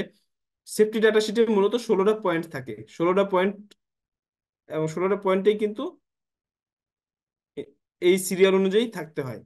এটা হলো অরিজিনাল। আরেকটা জিনিস করবেন আপনারা, যদি সাপ্লায়ার থেকে দেখেন যে কোনো এসডিএস তারা ওয়ার্ড ফাইলে দিছে, তাইলে মনে করবেন যে সেটা সে এডিট করছে। যার কারণে সে ওয়ার্ড ফাইলে এসডিএসটা দিছে। আমি এরকম পেয়েছি, যার কারণে আপনাদের সাথে শেয়ার করলাম। আপনারা এই 16টা পয়েন্ট দেখে নেবেন, পড়বেন, এবং প্রত্যেকটা এমএসডিএস এ আপনারা মিলাবেন এই 16টা পয়েন্ট আছে কিনা। আপনাদেরকে স্লাইডটা দিয়ে দেওয়া হবে কালকে বা পরশু দিনের ভিতরেই। আমি আজকেই টিমকে দিয়ে দিব, এমএসসিডি টিমকে, দেন আপনারা পেয়ে যাবেন। তারপর বলা হচ্ছে যে simplified safety data sheet. Simplified safety data sheet, আপনার যে 16টা পয়েন্ট অরিজিনাল সেফটি ডাটা শিটটা দেখলেন, সেখান থেকে আপনি 6টা পয়েন্ট বা 9টা পয়েন্টকে আপনি 10টা পয়েন্টকে আপনি, আমরা কোনো কোনো বায়ার বলছে 6টা, কোনো বায়ার বলতেছে 9টা, আমি রিসেন্টলি শুনতেছি এটা 10টা পয়েন্ট তাদের রিকোয়ারমেন্ট। এটা সিম্পলিফাইড ডাটা শিট মানে হলো আপনার লোকাল ল্যাঙ্গুয়েজে আপনি বাংলাদেশে বাংলা ভাষায় লিখবেন। আপনি যদি ইংল্যান্ডে ইংল্যান্ডে গিয়ে যদি আপনি সেফটি ডাটা শিট বানান, তাহলে আপনার আর কিছু করা লাগবে না, আপনার ইংলিশটাই থাকবে। আপনি যদি আহ, পাকিস্তানে যান, তাহলে উর্দুতে করতে হবে। মানে যেই কান্ট্রিতে যান, সেই কান্ট্রির যে লোকাল ল্যাঙ্গুয়েজ, সেই লোকাল ল্যাঙ্গুয়েজে আপনার এই সিম্পলিফাইড ড্যামেজ তৈরি করতে হবে, যেন ওই ওয়ার্কাররা এই ডাটা শিটটা পরে বুঝতে পারে কেমিক্যালের ধরন কি এবং কেমিক্যালের হ্যাজার্ড কি, রিস্ক কি। তার মানে এখন আপনার হলো কয়টা বাংলাদেশে তো পয়েন্ট প্রায় ফ্যাক্টরিতে ইংলিশে ইংলিশে রাইখা দেয়। ইংলিশে রেখে আমার দেয় হাতে স্যার তিন বায়াররা যা। চারটা ফ্যাক্টরিতে ইংলিশ। বাংলাও আছে ভাই, বাংলার সাথে ইংলিশও আছে, মানে একই পেজে যখন আমরা হ্যাঙ্গিং করি এক পেজে বাংলা এক পেজে হচ্ছে ইংলিশ, এরকম থাকে। অ্যাকচুয়ালি অরিজিনালটাও টানাইতে হয়, রিকোয়ারমেন্ট স্টোরের এবং রিকোয়ারমেন্ট আছে, পাশাপাশি বাংলাও থাকতে হবে। বাংলাটা সামনে থাকবে, অরিজিনালটা পিছনে থাকবে। ঠিক আছে। তারপর বলা হচ্ছে যে সিম্পলিফাইড ডাটাশিট 6টা অথবা 9টা পয়েন্ট থাকবে, কিছু কিছু ক্ষেত্রে 10টা পয়েন্ট থাকবে। সেক্ষেত্রে আপনি আপনার জন্য সুবিধা, আপনি 10টা পয়েন্ট, 16টা পয়েন্টকে যদি আপনি বাংলায় কনভার্ট করে একটু শর্ট করে আহ, এক পেজ এক পেজের এপিটুপিতে যদি শেষ করতে পারেন, তাহলে বেটার। যদি এক পেজে করতে পারেন তাহলে তো আরো বেটার। যদি এক পেজে না পারেন, যদি এক পেজের এপিটুপিতে করতে পারেন, তাহলে আপনারা, সেটাও আপনাদের জন্য বেনিফিটেড। আর যদি সেটা 16 পয়েন্ট আপনারা না করেন, সেক্ষেত্রে আপনার যে পয়েন্টগুলোতে ইনফরমেটিভ যে ডেটা আছে বা ডেটা ইনশিওর করতে হবে, লাইক সেকশন 1, সেকশন 2, সেকশন 3, হ্যাঁ, তারপরে হলো আপনার সেকশন 4-এ আছে হলো ফার্স্ট এড মেজার্স, সেকশন 5-এ আছে হলো আপনার ফায়ার ফাইটিং মেজার্স, এগুলো থাকতে হবে। তারপরে কেমিক্যাল প্রপার্টিজ নিয়ে একটা সেকশন আছে, 8 নম্বরে আছে হলো আপনার পিপি নিয়ে। এইভাবে আপনার এই অ্যাক্সিডেন্টাল রিলিজ গুলা নিয়ে আপনার ইয়ে থাকতে হবে। এভাবে আপনি 10টা পয়েন্টকে কভার করতে হবে। এখন হলো identify chemical Hazard. Identify chemical Hazard হলো আপনার, কেমিক্যাল হ্যাজার্ড মূলত 3 প্রকার। আচ্ছা, কেমিক্যাল হ্যাজার্ড 3 প্রকার আমরা জানি, যদি না জানি আজকে জানলাম। Physical Hazard, health Hazard, environmental Hazard. আমি আসলে যে জায়গাগুলোতে একটু কনফ্লিক্ট থাকে, সেই জায়গাগুলো একটু ক্লিয়ার করব। হেলথ হ্যাজার্ড বুঝি আমরা যে স্বাস্থ্যগত ঝুঁকি, মানে কোনো অসুস্থতা জনিত কোনো কিছু যদি হয়, তাহলে হেলথ হ্যাজার্ড। আর এনভায়রনমেন্টাল হ্যাজার্ড বলতে বুঝি পরিবেশের জন্য যে ঝুঁকিটা, সেটা এনভায়রনমেন্টাল হ্যাজার্ড। ফিজিক্যাল হ্যাজার্ড বলতে আমরা কি বুঝি, কেউ বলবেন? মাজেদুল, আপনি দীর্ঘদিন কাজ করতেছেন বললেন, সেক্ষেত্রে আপনি মনে হয় বলতে পারবেন আসলে ফিজিক্যাল হ্যাজার্ডটা কোন ধরনের।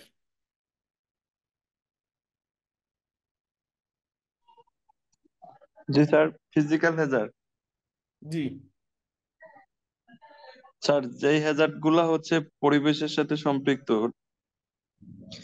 স্যার যেগুলা আমরা ফিজিক্যালি কোনো কিছু কাজ করার সময়, মানে কেমিক্যাল সংক্রান্ত কোনো কাজ, মানে ইটিপি তে ধরেন কিংবা ডায়াং স্টোরে যে কেমিক্যাল গুলা আমাদের ওয়েস্ট হয়, যেগুলা এই আপনার হ্যাজার্ড থাকে আর কি, আমাদের মানে আমাদের ব্যবহৃত জিনিসপত্র থেকে যেগুলা হয় সেগুলা ফিজিক্যাল, আমাদের কাজের ক্ষেত্রে কর্মক্ষেত্রে। আর কেউ? ছবিগুলো দিয়ে আসছে এগুলো তো ফিজিক্যাল। এখানে আর কিছু যে ছবি দেখা যাচ্ছে এখানে ইয়ে মানে স্লাইডে। আচ্ছা, আমি একটু বলি। অ্যাকচুয়ালি ফিজিক্যাল হ্যাজার্ডটা এমন একটা হ্যাজার্ড যে এটা কোন ধরনের ক্ষতি করে, একবারে আহ সম্পদ নষ্ট করে। ফিজিক্যাল মানে হলো শারীরিক ঝুঁকি, রাইট? ফিজিক্যাল হ্যাজার্ড মানে শারীরিক ঝুঁকি। এই শারীরিক ঝুঁকি কি আমার শরীরের ঝুঁকি, না অন্য কোনো ঝুঁকি? আমি এটা জানতে চাচ্ছিলাম। আপনাদের অ্যান্সার গুলো কাছাকাছিও ছিল না, যার কারণে অ্যাকসেপ্ট করতে পারতেছি না। শারীরিক। শারীরিক ঝুঁকি বলতে কি আমাদের আমরা যে ঝুঁকিতে পড়ি বা আমাদের যে শরীর, সেই শরীরের ঝুঁকি না অন্য কোনো ঝুঁকি? তাহলে স্যার তো আমরা যেখানে কাজ করি শরীরেরও ওয়ার্ক ঝুঁকি হতে প্লেসে পারে। আমাদের আমাদের ঝুঁকি থাকতে পারে, ওয়ার্কারের ঝুঁকি থাকতে পারে। সেটা তো হেলথ হ্যাজার্ডও হয়। হেলথ হ্যাজার্ড দিয়ে আপনার ঝুঁকি হয় না? আপনার স্বাস্থ্যগত ঝুঁকি হয় না? তাহলে অ্যাক্সিডেন্টে স্যার যদি হাতে ওই কোনো বা পায়ে বা চোখে যদি অ্যাসিড বা কোনো কিছু কেমিক্যাল যায়, সেটাই শারীরিক ভাবে ফিজিক্যাল। আচ্ছা। না, আমি এটা এটা সবারই এটা একটা প্রবলেম থাকে। আমরা অ্যাকচুয়ালি শারীরিক ঝুঁকি, এখানে যে জিনিসটা আছে ফিজিক্যাল হ্যাজার্ড, আমরা সবাই তো মোটামুটি ডিপ্লোমা ব্যাকগ্রাউন্ড, তো সেক্ষেত্রে ফিজিক্যাল প্যারামিটার মানে ভৌত প্যারামিটার এরকম শুনছি না? জি স্যার। জি যেটা স্যার। দেখা যায়, যেমন ওডর, মানে স্বাদ গন্ধ, যেগুলা এগুলা হলো ফিজিক্যাল প্যারামিটারস। এরকম শুনছিলাম না? কেমিক্যাল প্যারামিটারস হলো পিএইচ, বিউডি, সিউডি, এগুলো কেমিক্যাল প্যারামিটারস। শুনছিলাম না? পড়ছিলাম না? জি স্যার। জি জি। আপনারা পড়ছেন কিনা জানি না, বাট আমরা পড়েছি, কারণ আমরা যারা যে একজন আছে 2009-এর ব্যাচ, সেও পড়েছে। তো সেক্ষেত্রে তার মানে হলো যে জিনিসটা দেখা যায় সেটা হলো শারীরিক, ফিজিক্যাল, রাইট? আবার এটা বলেন না যে আবার আমার তো ফোসকা পড়ে গেছে হাতে কেমিক্যাল ব্যবহার করে, সেটা আমার ফিজিক্যাল হ্যাজার্ড, কারণ এটা তো দেখা যাচ্ছে, এটা না। অ্যাকচুয়ালি আমি যদি ইয়ে করি, সেটা স্বাস্থ্যগত ঝুঁকি। ফিজিক্যাল হ্যাজার্ড বলতে হলো আপনার হয় সম্পদের ক্ষতি হবে, এই ভৌতটা হলো সম্পদের ক্ষতি হবে। এমন একটা ক্ষতি হবে সেটা ছোট হোক আর বড় হোক, সেখানে যদি আপনি ওই সম্পদের ক্ষতি যদি অনেক বড় হয়, সেখানে আপনিও ঝুঁকিতে থাকতে পারেন। সে কিভাবে, আমরা সেই ব্যাখ্যাগুলো একটু দেখবো। আহ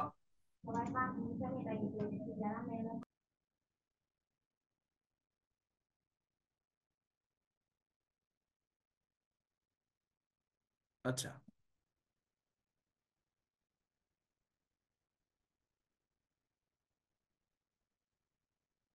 আমি একটু দেখে নিচ্ছি।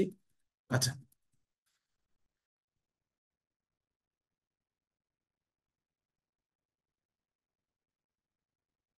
দেখেন এখানে ফিজিক্যাল হ্যাজার্ড কোনটা দেওয়া আছে? সব আগুন ধরে যাচ্ছে, আহ ব্লাস্ট হচ্ছে, হ্যাঁ, এগুলো হলো ফিজিক্যাল হ্যাজার্ড। তারপর যদি আমি হেলথ হ্যাজার্ড বলি, স্বাস্থ্যগত ঝুঁকি, যে যেমন হাতে ফোসকা পড়ে গেছে, চোখ নষ্ট হয়ে গেছে, এগুলো হলো, বা অর্গান নষ্ট হয়ে গেছে, স্যার টার্গেট অর্গান ফিজিক্যাল নষ্ট হয়ে হেলথের গেছে। সম্বন্ধে যদি আরেকটু ভালো কনসেপ্ট দিতেন, মানে পুরা কনসেপ্টটা এখনো ক্লিয়ার হইতে পারেনি। এটা ওকে, আরো একবার আমি ইয়ে হয়ে গেছিলাম। আচ্ছা আচ্ছা, ফিজিক্যাল হ্যাজার্ড এখন আপনারা ক্লিয়ার হতে পারেন নাই। আমি একটু আমার যে পিকচারটা আছে সেটা এই স্লাইডে আছে কিনা একটু দেখতে চাচ্ছিলাম। না, এই স্লাইডে নাই, আমি আপনাদেরকে গুগল থেকে একটা পিকচার দেখাই,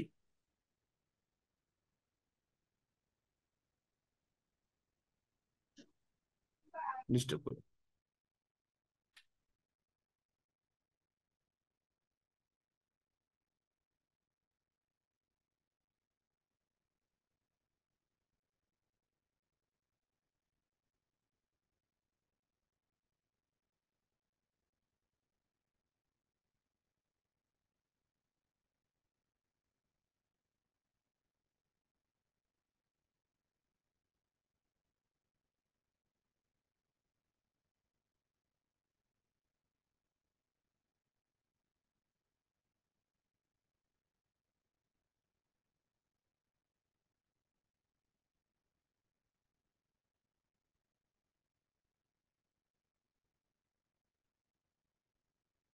আউলাদুলাস।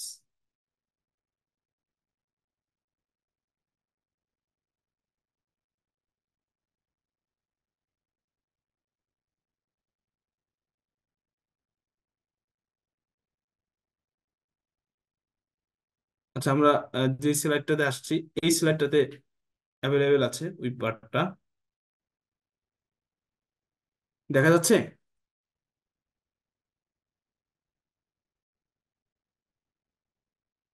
এটা খুঁজতেছিলাম। দেখেন তো ফিজিক্যাল হ্যাজার্ডের যে পিক্টোগ্রাম গুলো আছে, সেই পিক্টোগ্রাম গুলো একটু পড়েন তো, কোনটা কি পিক্টোগ্রাম? অনেক,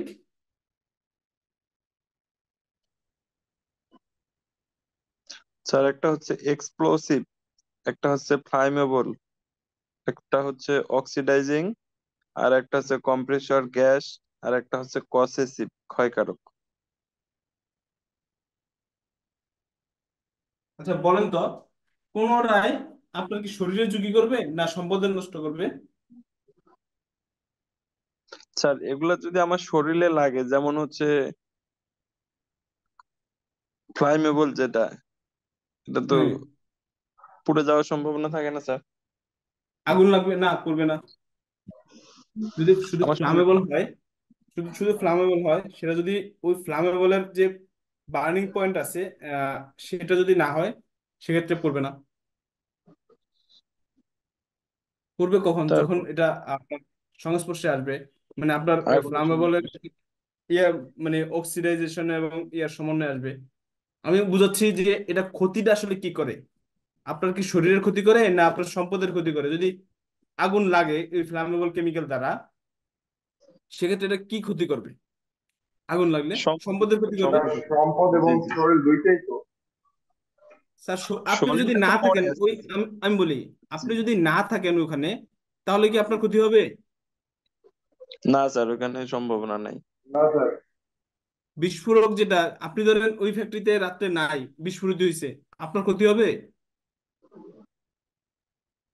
না স্যার, সম্ভাবনা নাই, 0%। তার মানে আমরা শারীরিক ঝুঁকি বলতে আমরা বুঝি যে সম্পদের ক্ষতি। হ্যাঁ, আপনি যদি থাকেন, সেক্ষেত্রে আপনি তো অবশ্যই, আগুন ধরে গেলে আপনি তো মারা যাবেন, বিস্ফোরিত হলে তো আপনি মারা যাবেন, সেক্ষেত্রে তো আর আপনার কোনো সাধারণ ঝুঁকি হইলো না, এটা তো বৃহৎ আকারের ঝুঁকি হবে। রাইট? জি স্যার। ওকে। দেন আরেকটা পিক্টোগ্রাম আছে, ক্ষয়কারক, করসিভ। কচেসিভ। জি দেখেন, স্যার। করসিভটা শারীরিক ঝুঁকিতেও আছে, আবার হেলথ হ্যাজার্ডও, মানে স্বাস্থ্য ঝুঁকিতে আছে। কেউ একজন ব্যাখ্যা দেন, পারবেন কেউ? স্যার হেলথ হ্যাজার্ডে হচ্ছে আমার স্বাস্থ্যের মধ্যে যদি লাগে, তো ওটা হচ্ছে পুড়ে যাওয়া বা ক্ষয় হয়ে যাওয়ার সম্ভাবনা থাকে। আর যদি আমার কোনো একটা বস্তুর মধ্যে লাগে, যেমন হচ্ছে স্টিল, যে ইয়াগুলা, ওটা ক্ষয় হওয়ার সম্ভাবনা থাকে। এই জন্য স্যার এটা ফিজিক্যালও আছে, হেলথও আছে। গুড পয়েন্ট, আমি এই পয়েন্ট ধরে আপনার এবার আসি। তার মানে শারীরিক ঝুঁকি দিছে হলো, এখানে যে ফিজিক্যাল হ্যাজার্ডটা দিছে ক্ষয়কারকটা, তার মানে একটা মেটালকে সে ক্ষয় করতেছে, তার মানে তার সম্পদটা নষ্ট করতেছে, যার কারণে সেটা শারীরিক ঝুঁকি বা ফিজিক্যাল হ্যাজার্ড। আবার এই কেমিক্যালটা যদি আপনার হাতে পড়ে, সেক্ষেত্রে আপনার হাতে ফোস্কা পড়বে, এটা আপনার স্বাস্থ্যগত ঝুঁকি, তার মানে সেটা হেলথ হ্যাজার্ড। ক্লিয়ার? আপনি শারীরিক ঝুঁকি এবং ফিজিক্যাল হ্যাজার্ড এবং হেলথ হ্যাজার্ডের ভিতরে পার্থক্য বুঝছেন? জি স্যার, বুঝতে পারছি। স্যার এখানে যদি সিএমআর সম্বন্ধে যদি আপনি একটু ডেফিনেশন দিতেন। সিএমআর এর যদি ফুল মিনিং বলি, কার্সিনোজেনিক, মিউটোজেনিক এন্ড রিপ্রোডাকশন। এখন এটার ঝুঁকিটা কেমন? স্যার এটার ঝুঁকি রিপ্রোডাকশন হলো না রিপ্রোটক্সিক, কোনটা হবে? রিপ্রোডাকশন। কিন্তু আমাদের তো নতুন একটা ইয়াতে দেখলাম যে ওটা রিপ্রোটক্সিক দেখাচ্ছে। রিপ্রোডক্সিক দেখাচ্ছে? আমি আমি জি স্যার। যতটুকু পেয়েছি, আমি রিপ্রোডাকশন পর্যন্ত পেয়েছি। যদি আমি আপডেট পাই বা আপনারা যদি পান, আমাকে প্লিজ একটু শেয়ার করবেন, কারণ আমারও তো জানার মানে গ্যাপ থাকতে পারে, সেক্ষেত্রে অবশ্যই জি আমাকে স্যার, শেয়ার করবেন। এখানে আমরা আমি সিএমআর বলতে কোন কেমিক্যালটাকে কিভাবে এটা আইডেন্টিফাই করবো স্যার? যদি জি রুট দিয়ে, নাকি হচ্ছে একটু যদি ডেফিনিশন বলতেন আমাদের জন্য সুবিধা হতো স্যার। সিএমআর আপনি আইডেন্টিফাইড করবেন ওই প্রোডাক্টে যেটা সিএমআর আছে, সিএমআর আপনার অ্যাভেলেবেল, ওই প্রোডাক্টে এই যে সিএমআর এর যে পিক্টোগ্রামটা আছে, এই পিক্টোগ্রামটা থাকবে, তার মানে ওই ওই কেমিক্যালে সিএমআর আছে, ওটা সিএমআর। স্যার পিক্টোগ্রাম থাকলে কি এটা সিএমআর ধরতে হবে? হ্যাঁ, অবশ্যই। কিন্তু স্যার আবার ওই সেম প্রোডাক্টে যদি আমি হচ্ছে ওর যে হ্যাজার্ড আইডেন্টিফিকেশন আছে, এইচ লেভেল যেটা আমরা বলি ইয়াতে 3 নম্বর পয়েন্টে, ওটা যখন আমি জি রুটে ফেলাচ্ছি, তখন তো আমার নট সিএমআর দেখাচ্ছে। সেক্ষেত্রে আপনি কোনটা মানে ডিসাইড করবেন? যখন আমার কোনো একটা বোতল বা কেমিক্যালের গায়ে সিএমআর আমি দেখতেছি, কিন্তু হ্যাজার্ডাস যে লেভেল এইচ 360, 340, 341, 350, 360, আইএফডি, এগুলো যখন আমি স্যার হচ্ছে জিরো উঠে ফেলতেছি, তখন তো আমার নট সিএমআর দেখাচ্ছে। আচ্ছা, আমি আপনাকে বলি, অ্যাকচুয়ালি এখানে যে সিএমআরটা আছে, সিএমআর এর উপস্থিতি আছে বলেই কিন্তু এখানে কিন্তু সিএমআর এর লেভেলটা মানে পিক্টোগ্রামটা ইউজ করা হয়েছে। এখন সেটা যদি পরিমাণে খুবই সামান্য হয়, সেক্ষেত্রে হয়তো তারা এই কোডে দেয় না। এখন এই কোডের যে কোডটা আছে, সেই কোডটা যদি সিএমআর কোড যদি আপনার ওখানে না দেয়, আপনি যেখানে জিরো ডে বা যেখানে ইনপুট দিচ্ছেন, সেখানে কিন্তু আর সিএমআর দেখাবে না। আপনি এই সিএমআর এর যে এই কোডটা আছে, সেটা যদি আপনার এসডিএস এর এসডিএস এর দেওয়া থাকে, সেই কোডটা আপনি যখন জিরো ডে ইনপুট দিবেন, তখন কিন্তু আপনার সিএমআর আসবে। Sir clear? তো স্যার এখানে আরেকটা কথা বলতাম স্যার। আমার হচ্ছে কেমিক্যাল ফুডওয়্যার ফ্যাক্টরিতে লোক টেস্ট বন্ডেড 232L, এটা আমার হচ্ছে লেভেলের ইয়ার গায়ে, কেমিক্যালের পটের গায়ে সিএমআর আছে। এখন আমারই বলতেছে অডিট যে আপনার তো এটা সিএমআর কেমিক্যাল, আপনার ফ্যাক্টরি তো সিএমআর কেমিক্যাল ইউজ করতে পারবেন না। তো বললাম স্যার আমি যখন যে রুট করতেছি আমার যে রুটে তো সিএমআর আসতেছে না, সেক্ষেত্রে মানে বায়ার কোনটা ডিসাইড করবে যদি একটু বলতেন। অ্যাকচুয়ালি আপনার যেহেতু লেভেল দেখছে, আপনার জিরোটা ফলো করবে না, লেভেলে সিএমআর আছে সেটাই ফলো করবে। আর আপনার ওইটাই আপনার ইনশিওর করতে হবে সাপ্লায়ার কর্তৃক, যে আসলে আপনার যে এসডিএস এ তার লেভেল দেখলেন সিএমআর আছে, দেন আপনি ওই কেমিক্যালের এসডিএস এ যাবেন, এসডিএস এ সিএমআর লেভেলটা আছে কিনা। যদি এসডিএস এ থাকে, তাহলে আপনি পরে সাপ্লায়ারকে ধরবেন, বা আপনি যে ম্যানুফ্যাকচারের যে ইমেল অ্যাড্রেস আছে সেখানে মেল দিবেন, এই কেমিক্যালে সিএমআর প্রপার্টিস কি আছে, ঠিক জি আছে। স্যার, বুঝতে পারছি। জি স্যার, যদি থাকে ধন্যবাদ। তাহলে সে ইনশিওর করবে, এবং তাহলে তাকে বলবেন যে আপনি এই কোড দিয়ে কেন সিএমআর এর কোডটা কেন মেনশন করেননি। এখানে যে হ্যাজার্ড হিসেবে সিএমআর আছে, সেক্ষেত্রে সেটা কেন মেনশন করেননি। এটা তখন সাপ্লাই করতেই হচ্ছে ওরা যে আমার আপনি মেটেরিয়ালস তো এখানে তো আপনার কিছুই করার নাই। এখানে এখানে আসলে বিজনেস সাপ্লাই চেনটা এই জন্য স্ট্রং হইতে হয়। বিজনেসটা এই কেমিক্যালের এই বিজনেসটা এত সিক্রেটলি চলে, আপনি কেমিক্যাল কম্পোজিশন চাইলে তারা দিবে না। কারণ আপনি যদি কেমিক্যাল কম্পোজিশন দিয়ে কেমিক্যাল বানায় ফেলেন, জি স্যার, এটা তো অনেক ওরা কিছু কখনো আছে, দিবে না। জি স্যার। অনেক কিছু আছে আসলে এটা মেনশন করা কঠিন, আমাদের টাইম কিল হবে। আমরা যে বিষয়গুলো একটু জানতে চাচ্ছিলাম, সেই বিষয়গুলো আমার স্পেসিফিকলি যে জায়গাগুলো আসলে সেই জায়গাগুলোর ভিতরে এটা হলো 2 নম্বর পয়েন্ট। আমি চেষ্টা করছিলাম আপনাদেরকে ইয়েটা শেখানোর জন্য, লেভেলটা বানানো শেখানোর জন্য, আর এই পার্থক্যটাকে তুলে ধরার জন্য, যেন আপনারা বিষয়টা বোঝেন। আমি একটু সিএমআর সম্পর্কে যদি একটু বলি, আপনি যদি যে একটা যারা কেমিক্যাল ইউজ হ্যান্ডেল করে, ব্যবহার করে, কেমিক্যাল দেয় স্টোরে থাকে যারা, তারা যদি ওই সিএমআর কেমিক্যাল নিয়ে যদি দীর্ঘদিন ইয়ে করে, তাহলে তাদের প্রজনন ক্ষমতা নষ্ট হয়। ক্যান্সার তো হয় হয়, প্রজনন ক্ষমতা নষ্ট হয়। সেটা হয়তো খুব স্লোলি হয়, তার কারণে আমরা আসলে এই ইফেক্টটা বুঝি না, কিন্তু এটা কিন্তু হয়। Anyway, দেন আমরা এই জিনিসগুলো দেখে আসছি একটু আগে। আমরা জাস্ট একটা জিনিস আমি বলতে চাচ্ছি, ফ্লামেবল এবং অক্সিডাইজার, অক্সিডাইজিং, এই যে দুইটা পিক্টোগ্রাম আছে, এই দুইটা পিক্টোগ্রাম দুইটা জিনিস, দুইটাই কিন্তু আগুনের মতো দেখতে। আমরা যে চিনবো, আসলে চিনার জন্য আমি যদি প্রথমে বলি বিস্ফোরক যেটা, সেটা কিন্তু চিনলে বোঝা যাচ্ছে সেটা বিস্ফোরিত হচ্ছে, রাইট?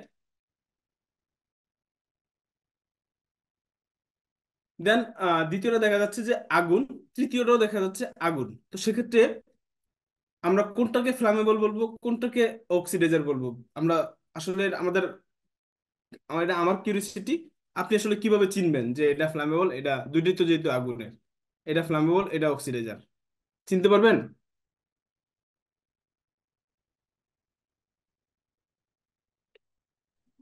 জি স্যার, ট্রাই করলে হয়তো স্যার পারা যাবে। ট্রাইকে স্যার চিহ্নটা থাকলে অবশ্যই পারা যাবে। আমি ধরেন আপনাকে 5 মাস পরে দুইটা পিক্টোগ্রাম দিলাম, বলেন কোনটা ফ্লামেবল কোনটা অক্সিডাইজার, আপনি বলতে পারবেন পরে? স্যার যদি কেমিক্যাল নিয়ে কাজ না করা হয় তাহলে সেক্ষেত্রে স্যার ভুলে যাওয়ার সম্ভাবনা বেশি। কিন্তু স্যার সবসময় যদি এটা নিয়ে কাজ করা হয় তাহলে স্যার ভোলার সম্ভাবনা খুবই কম থাকে। আচ্ছা, আমি আপনার একটা পয়েন্ট বলে দিই, আশা করি এই পয়েন্টটা আপনার সারা জীবন মনে থাকবে আশা করি। যেই দুইটা পিক্টোগ্রাম, এই দুইটা পিক্টোগ্রামে আগুন আছে, যেই পিক্টোগ্রামে মাঝখানে ও আছে সেটা অক্সিডাইজার, যেই পিক্টোগ্রামের মাঝখানে ও নাই সেটা ফ্লামেবল। স্যার মাঝখানে ও বলতে এখানে কোনটা, মানে এই যে যেটা মাউস দিয়ে দেখাচ্ছেন, হ্যাঁ হ্যাঁ, বোঝা যাচ্ছে। ও থাক ও থাকলে অক্সিডাইজারের ফ্লামেবল স্যার। অক্সিডাইজারের প্রথম অক্ষর কি? ও। ও মানে আপনার ওই ফ্লামেবলের যে মানে আগুন বিষয়ক যে পিক্টোগ্রাম দুটো দেখতেছেন, তার ভিতরে কোনটার মাঝখানে ও ও আছে, সেটা অক্সিডাইজার। জি স্যার, ওটা হতে পারে। আর আপনি যদি কোড দিয়া এই কোডে আসেন, সেক্ষেত্রেও আইডেন্টিফাই করা যায়। এই স্কুল আমার নিজেরই মনে থাকে না। আমি এই দুটারে চিনছি ছোটবেলা থেকে এভাবেই, মানে ছোটবেলা না, আমার চাকরি লাইফের শুরু থেকে এভাবে আমি এই দুটারে আইডেন্টিফাই করছি। আর আমিও চেষ্টা করি সবাইকে এই বিষয়টাকে শেয়ার করার জন্য, যে আসলে আপনার টেকনিকটা জানতে হবে আসলে চিনে রাখার জন্য।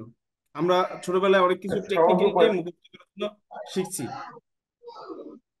যেমন আমরা যদি সাত রঙের নাম, যে রংধনু আছে, রংধনুর নাম শর্টকাটে কে পারবেন, বলতে পারবেন এখনো? জি, পারবো।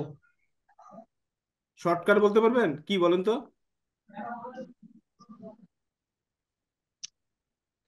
বেনিয়া সকলা। রাইট। আপনার এই টেকনিকটা জানতে হবে, বিন্যাস সহকলা। তার মানে আপনার এর ভিতরে কিন্তু আপনার সাতটা রং চলে আসছে। আমি এই টেকনিক গুলো সবসময় চেষ্টা করি আমার আমার কাজের ক্ষেত্রে এই টেকনিক গুলোকে দিয়ে আমি আসলে মনে রাখার। কারণ আসলে আমাদের এই ব্রেনটা, ছোট্ট একটা মাথাতে আসলে অনেক কিছু রাখতে হয়, পার্থিব অপার্থিব সবকিছু রাখতে হয়। যার জন্য আমি টেকনিকটা ইউজ করার চেষ্টা করি। আর এই টেকনিক গুলো আমি ট্রেনিং সেশনে শেয়ার করার চেষ্টা করি। Thank you. যে বলছিল, আসলে কে বলছে আমি দেখি নাই, মাজেদুল ইসলাম? আমি ইলিয়াস। না স্যার, আমি বলিনি আচ্ছা, sir. Ilyas Hussain. Thank you আপনাকে। আসলে আমি আসলে এইভাবে টেকনিক গুলো দিয়ে আসলে এগুলো মুখস্থ করতাম, আদারওয়াইজ আমার এগুলো মনে থাকতো না। আমরা আসলে এখন পিক্টোগ্রাম গুলো নিয়ে যেহেতু আলোচনা করেছি, এগুলো আর খুব বেশি আলোচনা করব না। এবার আসি হলো এক্সপোজিউর হয় কয়টা ওয়েতে আমাদের শরীরের ভিতরে, কয়টা ওয়েতে আপনার এক্সপোজিউর হইতে পারে? তিনটা ওয়েতে। একটা হলো ইনহেলেশন, একটা হলো অ্যাবজর্পশন, একটা হলো ইনগেশন। ইনহেলেশন কি? আমরা শ্বাস প্রশ্বাসের সাথে যেটা নেই, সেটা ইনহেলেশন। আমরা কেমিক্যাল স্টোরে বসে যখন আমরা একটা শ্বাস নিব, আমার বুঝতে হবে আমি কিন্তু ভিতরে কেমিক্যাল নিচ্ছি। অ্যাবজর্পশন কি? আমার ত্বকের উপর যদি কোনো কেমিক্যাল পড়ে, সেটা আমি সাথে সাথে ধুয়ে ফেললেও বুঝতে হবে আমার কিন্তু শরীরের ভিতরে একটু হইলেও কেমিক্যাল অ্যাবজর্ব হয়েছে। ইনগেশন কি? আমি কেমিক্যাল স্টোরে যদি খাই, কোনো কিছু, কোনো খাবার খাই, তাইলে ওই খাবার কিন্তু কেমিক্যালের কন্টামিনেটেড হয়ে যাবে, যেটা আমি খেয়ে ফেলছি, সেটা হলো ইনগেশন। আরো কিছু ওয়ে আছে, লাইক আপনি যদি ইনজেকশনের মাধ্যমে যদি পুশ করেন কেমিক্যাল, সেটাও ইনগেশন। তারপরে যদি বলি আপনি কাজ করার পরে এসে হাত টাত না ধুয়ে যদি খাবার খাওয়া শুরু করেন, সেটাও আপনার ইনগেশন। মানে সরাসরি প্রবেশ, সেটা হলো ইনগেশন মুখে, বা মুখের মাধ্যমে মূলত যেটা প্রবেশ করে, বা আপনার চোখের মাধ্যমে যদি ভিতরে প্রবেশ করে, সেটা হলো ইনগেশন। আমরা এখানে রুটের যে রুট আছে, রুটের আসলে ছবিটা আছে। প্রথমে ইনহেলেশন মানে বোঝা যাচ্ছে শ্বাস প্রশ্বাসের নিচ্ছে, তারপরে ইনগেশনটা দেখানো হচ্ছে, ইনগেশনটা কোন একটা খাবার সে খাচ্ছে, সে প্রসেসে যাচ্ছে। তারপর হলো স্কিন কন্ট্যাক্টের মাধ্যমে হলো অ্যাবজর্পশন হচ্ছে। আর এখানে কিছু প্র্যাকটিস দেখানো হচ্ছে, যেটা খুবই বাজে প্র্যাকটিস। এই প্র্যাকটিস গুলো আপনাদেরকে স্লাইডটা শেয়ার করলে আপনারা একটু দেখে নিবেন। এগুলাতে আসলে দেখানোর মতো কিছু নেই। আমরা তারপর একটু দেখবো যে কোশ্চেনটা ছিল, যে আমরা আসলে কেমিক্যাল পারচেস করার ক্ষেত্রে আমরা আসলে কোন স্টেপটা ফলো করব। প্রথমে কেমিক্যাল রিকুইজিশন হবে, এটা ঠিক। কেমিক্যাল রিকুইজিশন হওয়ার পরে আপনি মাঝখানে যে ম্যাম আছেন, আপনি কিছু জায়গা কোনো একটা জায়গাতে রোল প্লে করবেন, যে কেমিক্যালটা রিকুইজিশন হলো, সেই কেমিক্যালটা যদি নিউ কেমিক্যাল হয়, একবারে নিউ, সেই কেমিক্যালটার প্রথমে সাপ্লায়ার রিকুইজিশন মানে তো, যে রিকুইজিশন করেছে সে তো অবশ্যই সাপ্লায়ার সিলেক্ট করে রিকুইজিশন করতেছে, বা সিলেক্ট করার চেষ্টা করতেছে। তো সেক্ষেত্রে ওই সাপ্লায়ারের মানে অর্ডার হওয়ার, পারচেস হওয়ার পূর্বের যে কাজটা, সেটা হলো আপনি কি করবেন? প্রথমে তার কাছ থেকে ডকুমেন্ট কালেক্ট করবেন। কি কি ডকুমেন্টস আপনার যা যা লাগে? এমএসডিএস, টিডিএস, তারপরে ক্যাম্প চেক রিপোর্ট, জেডিসি গেটওয়েতে আছে কিনা, তারপর আরএসএল এমআরএসএল ডিক্লারেশন এটসেট্রা সবকিছু নিবেন। কোনো সার্টিফিকেশন আছে নাকি, ব্লু চেনের সার্টিফিকেট আছে কিনা, ইকো পাসপোর্ট সার্টিফিকেট আছে কিনা, আপনার যা যা রিকোয়ারমেন্ট সেই ডকুমেন্ট গুলো নিবেন।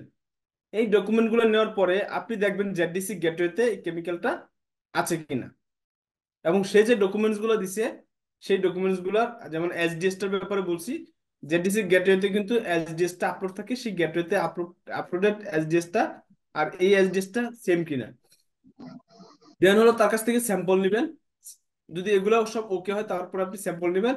স্যাম্পল নেওয়ার পর স্যাম্পলটা ইভ্যালুয়েশন করবেন। ইভ্যালুয়েশন করার পর যদি স্যাম্পলেও ওকে হয়, তারপরে তার সাথে প্রাইস নেগোসিয়েশন করবেন।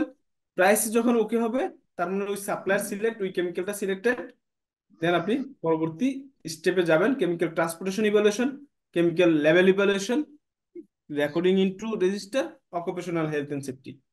এই বিষয়গুলোকে একটু ডিসক্রাইব করা হয়েছে যে স্যার সাপ্লায়ার একটু সিলেকশনের বলতাম ক্ষেত্রে। স্যার। সাপ্লাই সিলেকশনের ক্ষেত্রে এই প্রসেসগুলোতে আপনার ইনশিওর করতে হবে।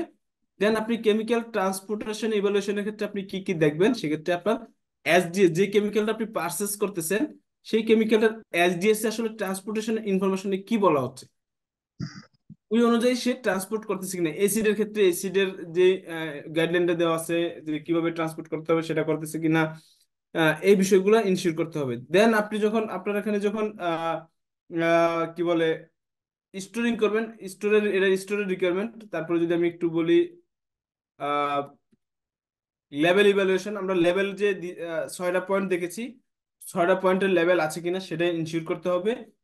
দেন আমি যদি বলি বলা হচ্ছে যে রেজিস্টার, রেকর্ডিং ইনটু রেজিস্টার, এটা নিয়ে কোনো আলোচনা নাই, কারণ আপনার রেজিস্টার করে ফেলবেন। তবে আপনি আরো কিছু চেক করতে পারেন, আপনার এমএসডিএস ঠিক আছে কিনা, আহ, আমরা তো সেটা ওখানে চেক করে ফেলতেছি।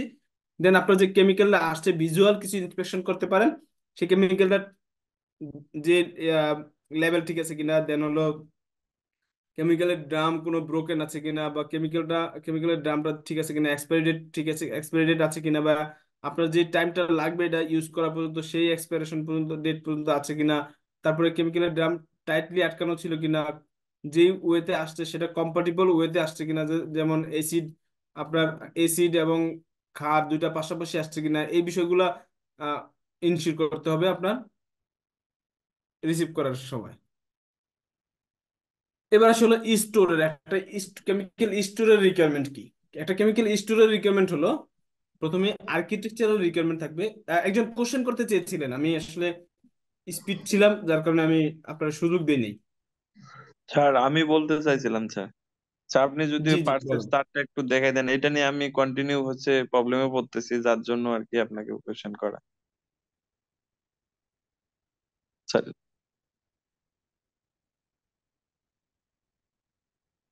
স্যার এটা না স্যার, পার্সেস রিকোজিশন থেকে শুরু করে এটা।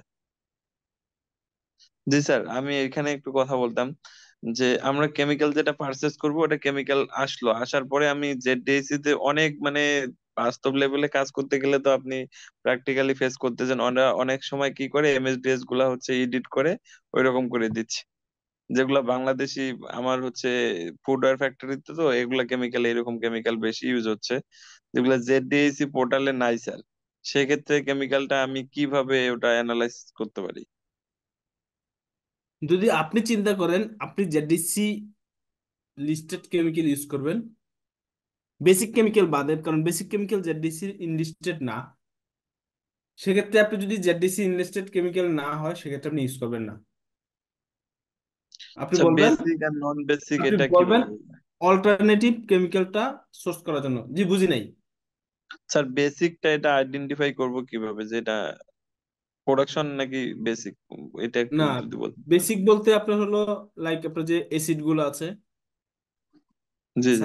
তারপরে হাইড্রোজেন পারঅক্সাইড আছে, এগুলো হলো কমিউনিটি কেমিক্যাল। কাস্টিক সোডা আছে, লাইম আছে, এগুলো হলো বেসিক কেমিক্যাল। স্যার এগুলা তো আমার ইউজ হচ্ছে না আসলে, ফুড অ্যারেজ স্যার এগুলা হচ্ছে না ইউজ। ফুটওয়্যার আসলে কি কি কেমিক্যাল ইউজ হয় সেটা আমি জানি না, তবে আপনার যে কেমিক্যাল গুলো ইউজ হয় সেই কেমিক্যাল গুলো যদি জেডিসি ইনলিস্টেড না হয়, আর আপনার ব্র্যান্ডের যদি রিকোয়ারমেন্ট থাকে জেডিসি ইনলিস্টেড কেমিক্যাল ইউজ করতে হবে, সেক্ষেত্রে আপনি অবশ্যই যারা সোর্স করতেছে কেমিক্যাল তাকে বলবেন যে এটার অল্টারনেটিভ কেমিক্যাল কি আছে, জেডডিসির ইনলিস্টেড সেই কেমিক্যাল আমাকে পারচেস করে দিতে হবে, স্যার আদারওয়াইজ আমি কেমিক্যাল আরেকটা অ্যাকসেপ্ট করবো না। কথা বলতাম স্যার, ইন্ডিটেক্সে যে সার্চ দিচ্ছি, ইন্ডিটেক্সে হচ্ছে ক্যাটাগরি এ বি সি তে থাকতেছে, সেক্ষেত্রে যদি জেড তে না থাকে সেক্ষেত্রে স্যার এটা কিভাবে অবজার্ভ এখন করবো? এখন কথা হলো, আপনার বায়ার আসলে কি চাচ্ছে। আপনার বায়ার স্যার যদি বলে, আপনার বায়ার যদি ইন্ডিটেক্স হয়, আপনি জেডডিসি বলে যাবেন। আপনার বায়ার যদি ইন্ডিটেক্স হয়, তাহলে আপনি ইন্ডিটেক্সের লেভেল এ লিস্টের যে কেমিক্যাল আছে সেটা ইউজ করবেন। যদি না পারেন বি লিস্টের ইউজ করবেন, তবে সেটা টেস্ট করায় নেবেন কেমিক্যাল, কেমিক্যাল টেস্ট করে নিয়ে টেস্ট রিপোর্ট তারপরে এইভাবে ইউজ করতে হবে স্যার। তারপর ইউজ করতে পারবেন। আর সি লিস্ট তো ইউজ করতেই পারবেন না, আমি যতটুকু জানি, আমি যদিও ইন্ডিটেক্স নিয়ে কাজ করিনি, বাট আমার আমি একটু জি গাটাগাড়ি স্যার, করার পরে ইন্ডিটেক্সে সি সি সি ক্যাটাগরি কোনো কেমিক্যাল ইউজ করা হচ্ছে না। হ্যাঁ। তো সেক্ষেত্রে এখন যদি বলে, আবার আবার আরেকটা বার বলে যে আপনি আমার কেমিক্যালে জেডিসি লিস্টেড কেমিক্যাল ইউজ করতে হবে, তার মানে আপনার কিন্তু ওই বাইরের জন্য জেডিসি ফলো করতে হবে, এই বাইরের জন্য ইন্ডিটেক্সের বাইরের জন্য ইন্ডিটেক্সের লিস্ট ফলো করতে হবে। এবং ইন্ডিটেক্সের যে প্রোডাক্টগুলো হয় সেখানে মেনশন করতে হবে যে আপনার কেমিক্যালগুলা ইন্ডিটেক্সের লিস্টেড কেমিক্যালগুলো ইউজ করা হয়। আর আরেক বাইরের যে বি বায়ার যে আছে, যে জেডিসি ফলো করতে বলছে, তার কেমিক্যালগুলো, তার প্রোডাক্টগুলো মানে জেডিসি কেমিক্যাল লিস্টেড কেমিক্যাল দ্বারাই প্রোডাক্টগুলো তৈরি হয়। এটা আপনার মেনশন করতে হবে, ইনশিওর করতে হবে, রেসিপি বলেন যাই বলেন, প্রোডাকশনের সাথে কথা বলে এটা ইনশিওর করে দিতে হবে। স্যার আমার আরেকটা প্রশ্ন ছিল, লাস্ট প্রশ্ন। আমি হচ্ছে জেডিএসি ছাড়া কি আর কোনো পোর্টালে হচ্ছে সার্চ দিয়ে দেখানোর মতো কোনো ইয়ে আছে? না, আর কোনো পোর্টাল আসলে আহ, চোখে পড়ে নাই, আপনি চেক করবেন। আরেকটা আছে যেটা আপনি গডস, জিওটিএস যেটা, গডস। জিওটিএস যেটা, সেটা যদি আপনি স্যার গডসে যদি কোনো রিকোয়ারমেন্ট থাকে, সেক্ষেত্রে আপনি স্যার সেটা। এটাও কি হচ্ছে জেডিএসি পোর্টালের মতো পারচেস করে ইউজ করতে হয়? না না না, এটা একবারে একবারে আমি দেখা দিব আপনার ইয়েতে, এখানে গুগলে আপনি সার্চ দিয়ে পরে পেয়ে যাবেন। আচ্ছা স্যার, ঠিক আছে, ধন্যবাদ। ওকে। আমরা যেটা বলছিলাম, একটা স্টোরের রিকোয়ারমেন্ট, কেমিক্যাল স্টোরের রিকোয়ারমেন্ট, একটা আর্কিটেকচারাল রিকোয়ারমেন্ট লাগবে, কারণ আর্কিটেকচারাল রিকোয়ারমেন্টটা বলতে আপনার একটা ঘর তৈরি করতে হবে, এটা হলো আর্কিটেকচারাল রিকোয়ারমেন্ট। এবং সেই ঘরের অবশ্যই দৈর্ঘ্য প্রস্থ উচ্চতা একটা মেনশন থাকবে, কারণ আপনার যে রিকোয়ারমেন্ট থাকবে কেমিক্যাল রাখার, সেই রিকোয়ারমেন্ট অনুযায়ী কিন্তু এখানে কেমিক্যাল স্টোরের একটা কেমিক্যাল স্টোরটা তৈরি করতে হবে। এটা হলো আর্কিটেকচারাল রিকোয়ারমেন্ট। তারপরে fire fighting and gas alarm থাকতে হবে। 3 নম্বরে হলো আপনার এক্সপ্লোশন প্রুফ লাইটিং, আপনি লাইট ব্যবহার করতে পারবেন, তবে সেটা এক্সপ্লোশন প্রুফ লাইট হতে হবে। তারপরে কেমিক্যাল কন্টেইনার থাকতে হবে, সেকেন্ডারি কন্টেইনার থাকতে হবে, লিক প্রুফ সেকেন্ডারি কন্টেইনার থাকতে হবে, মেকানিক্যাল ভেন্টিলেশন থাকতে হবে। আপনার যে কেমিক্যাল স্টোরের ফ্লোরটা সেটাও লিক প্রুফ গ্রাউন্ড হইতে হবে, লাইক আপনার সয়েল কন্টামিনেশন বা ওয়াটার, গ্রাউন্ড ওয়াটার কন্টামিনেশন যেন না হয়। তারপরে ইকুইপ উইথ এসডিএস অনসাইট, ওখানে লোকাল এবং অরিজিনাল এসডিএস আপনার পোস্টেড করতে হবে। ক্লোজড ফায়ার প্রুফ ডোর থাকতে হবে, এবং সেটা আউটডোর ওপেনিং, মানে বাইরের দিকে খোলা হয় এই এমন দরজা ইউজ করতে হবে, ফায়ার প্রুফ ডোর। তারপরে ফায়ার ফাইটিং ইকুইপমেন্ট থাকতে হবে, লাইক ফায়ার এক্সটিংগুইশার। আহ তারপরে এক্সপ্লোশন প্রুফ সুইচ থাকতে হবে, আপনি যে লাইট বা ফ্যান ইউজ করবেন, যে এক্সপ্লোশন প্রুফ লাইট ইউজ করবেন, সেখানে আপনার হলো ফায়ার প্রুফ থাকতে হবে, সুইচটাও ফায়ার প্রুফ হইতে হবে।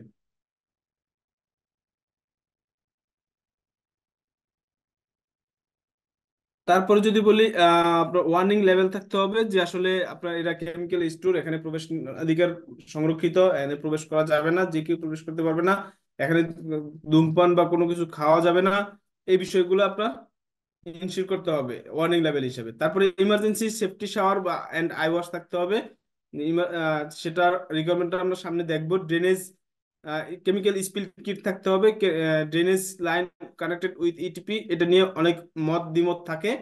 ফার্স্ট এড বক্স থাকতে হবে, যদি কোনো কেমিক্যালের জন্য, স্পেশাল কেমিক্যালের জন্য এসির রিকোয়ারমেন্ট থাকে, সেক্ষেত্রে ওখানে এসি ইনস্টল করতে হবে ওই কেমিক্যালের জন্য। পাশাপাশি কম্পাটিবিলিটি চার্ট ফলো করতে হবে, সেক্ষেত্রে কোনো ইনকম্পাটিবল কেমিক্যাল পাশাপাশি রাখা যাবে না। এটা হলো কম্পাটিবিলিটি চার্ট। এখানে জাস্ট ওই জিনিসটা বোঝানো হচ্ছে যে যেই পিক্টোগ্রাম আছে ওই পিক্টোগ্রাম অনুযায়ী এই কেমিক্যালটা ওই কেমিক্যালের সাথে রাখা যাবে কি যাবে না। আপনারা এই স্যার কম্পারেটিভ চার্ট সম্বন্ধে যদি একটু বুঝাইতেন, এটা তো। এই চার্টটা ফলো করবেন, আমার মনে হয় খুব ইজি বুঝতে পারবেন।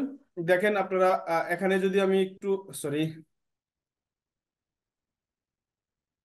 এখানে আমরা যে জিনিসটা দেখতেছি, স্যার একটু জুম করলে ভালো হইতো, মানে অনেক ছোট বোঝা যায় না। আচ্ছা, এখানে যে ফ্লামেবল দেখা দেওয়া হচ্ছে, ফ্লামেবল একটা কেমিক্যাল, লাইক ফ্লামেবল, সেই কেমিক্যালটা সলিড, লিকুইড। এই ফ্লামে মানে লিকুইড কেমিক্যালও ফ্লামেবল হতে পারে, সলিড কেমিক্যালও ফ্লামেবল হতে পারে, আবার গ্যাসিয়াস কেমিক্যালও ফ্লামেবল হতে পারে। তো সলিড এবং লিকুইডের ক্ষেত্রে কি, আপনি সেটা ইয়ের পাশাপাশি রাখতে পারবেন না, কি বলে, অক্সিডাইজারের পাশাপাশি রাখতে পারবেন না। আর পিক্টোগ্রামের সাথে যদি রাখতে চান সেক্ষেত্রে কি বলা হচ্ছে, তরল দাহ্য থেকে দূরে রাখতে হবে, কঠিন দাহ্য একসাথে রাখা যাবে। মানে এই এই বিষয়গুলো আপনি দূরে রাখতে হবে বা পাশাপাশিও রাখা যাবে। তারপরে যেটা গ্যাসীয় সেটা হলো স্যার বুঝি আপনার নাই যে, স্যার আপনার, মানে কথা বুঝি নাই স্যার। আচ্ছা এখানে যেটা বুঝাচ্ছে যে, যেই, আচ্ছা কিভাবে বুঝাই, আপনার যে পিক্টোগ্রাম আছে এখানে রোতে, এই রো এর সাথে কলামের সাথে আপনার ম্যাচ করাতে হবে। আপনার এই কেমিক্যালটা আমি যদি বলি অক্সিডাইজার, যে কেমিক্যালটা আছে, এই অক্সিডাইজার কেমিক্যালটা আপনি একমাত্র অক্সিডাইজারের সাথে রাখতে পারবেন। এখানে গ্রিন কালার আছে, অক্সিডাইজার কেমিক্যাল অক্সিডাইজারের সাথে রাখতে পারবেন। আদার্স আপনি ফ্লামেবলের সাথে রাখতেই পারবেন না। আর আপনার যে করসিভ বা ইরিটেন্ট, সিএমআর আর টক্সিক আছে, সেখান থেকে একটু দূরে রাখতে হবে। এই দূরে রাখাটা মানে হলো 3 ফিট দূরে রাখতে হবে। আর যেটা রাখতে পারবেন না সেটা অবশ্যই মাঝখানে ফায়ারওয়াল থাকতে হবে। আর যেটা আহ রাখা যাবে সেটা তো পাশাপাশি রাখবেন, সমস্যা নেই। Sir clear? স্যার তাহলে আমার কথা হলো যে আমি হচ্ছে ফ্লাইমেবলের সাথে ফ্লাইমেবল রাখতে পারবো, সেক্ষেত্রে আমার কোনো ডিস্টেন্স রাখা যাবে মানে লাগবে না। আর লাগবে না। হচ্ছে আমি ফ্লাইমেবলের সাথে যদি অক্সিডেশন রাখি তাহলে 3 ফিট দূরত্বে রাখতে হবে। আর না, ফ্লামেবলের সাথে যদি অক্সিডাইজার রাখতে চান সেক্ষেত্রে মাঝখানে মিনিমাম একটা ফায়ারওয়াল থাকা উচিত। ফায়ারওয়াল মানে ফ্লাইমেবলের হলো সাথে 10 ইঞ্চির গাঁথনি থাকতে হবে মাঝখানে, ও যেন বুঝতে এটার পারছি। বিক্রিয়া এটাতে আর না করে। আর স্যার টক্সিকের সাথে? টক্সিকের সাথে বলা হচ্ছে, ফ্লামেবলটা টক্সিকের সাথে আপনি পাশাপাশি রাখা যাবে না, একটু দূরে রাখতে হবে, সেটা 3 ফিট দূরে রাখতে হবে। স্যার এখন আমার একটা বোতলের গায়ে 3টা পিক্টোগ্রাম আছে, সেক্ষেত্রে আমি কোনটাকে বেশি প্রায়োরিটি দেব? এখন দেখতে হবে আপনার যে এমএসডিএস এ দেখতে হবে যেটা প্রপার্টিজ বেশি, সেটাকে আপনি প্রায়োরিটি দিবেন। প্রপার্টিজ কি আমি ফ্লাইমেবল থেকে শুরু করবো স্যার? না, আপনার যে পিক্টোগ্রাম আছে ইয়াতে কি বলে, কেমিক্যালের পটে? কেমিক্যালের যে পটে যে পিক্টোগ্রাম আছে, আপনি ওই কেমিক্যালের এমএসডিএস এ চলে যাবেন, 3 নম্বর সেকশনে দেখবেন যে প্রপার্টিজ আছে, কোন প্রপার্টিজটা, কোন পিক্টোগ্রামের প্রপার্টিজটা আপনার সবচেয়ে বেশি কনসেন্ট্রেশন এখানে। ধরেন আপনার একটা কেমিক্যালের ভিতরে এসিটিক অ্যাসিডের কথা যদি বলি, আমরা যে ইয়েটা দেখাচ্ছিলাম, একটু যদি এসিটিক অ্যাসিডের পার্টটাতে আমরা আসি,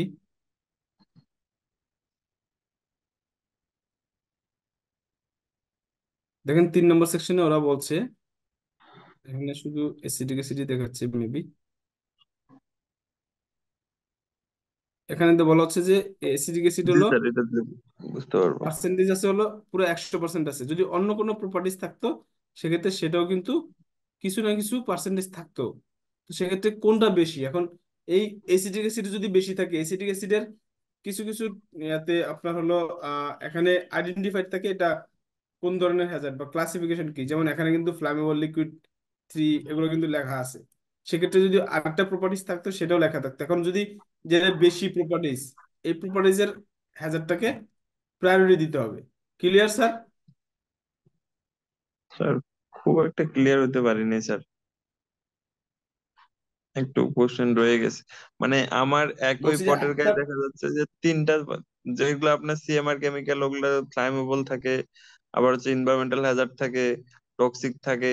সেক্ষেত্রে আমি স্যার ফার্স্ট প্রায়োরিটি হচ্ছে দেওয়ার জন্য আমার হচ্ছে এমএসডিএস শিটে যাইতে হবে, এমএসডিএস শিটের মধ্যে যে যে ফলো আপ তিন করে নম্বর তারপরে। সেকশনে, হ্যাঁ 3 নম্বর সেকশনে বলা বলা আছে যে আপনার প্রপার্টিজের কোনটা কত প্রপার্টিজ আছে, বিভিন্ন কয়েকটা প্রপার্টিজ নিয়েই তো একটা কেমিক্যাল হয়।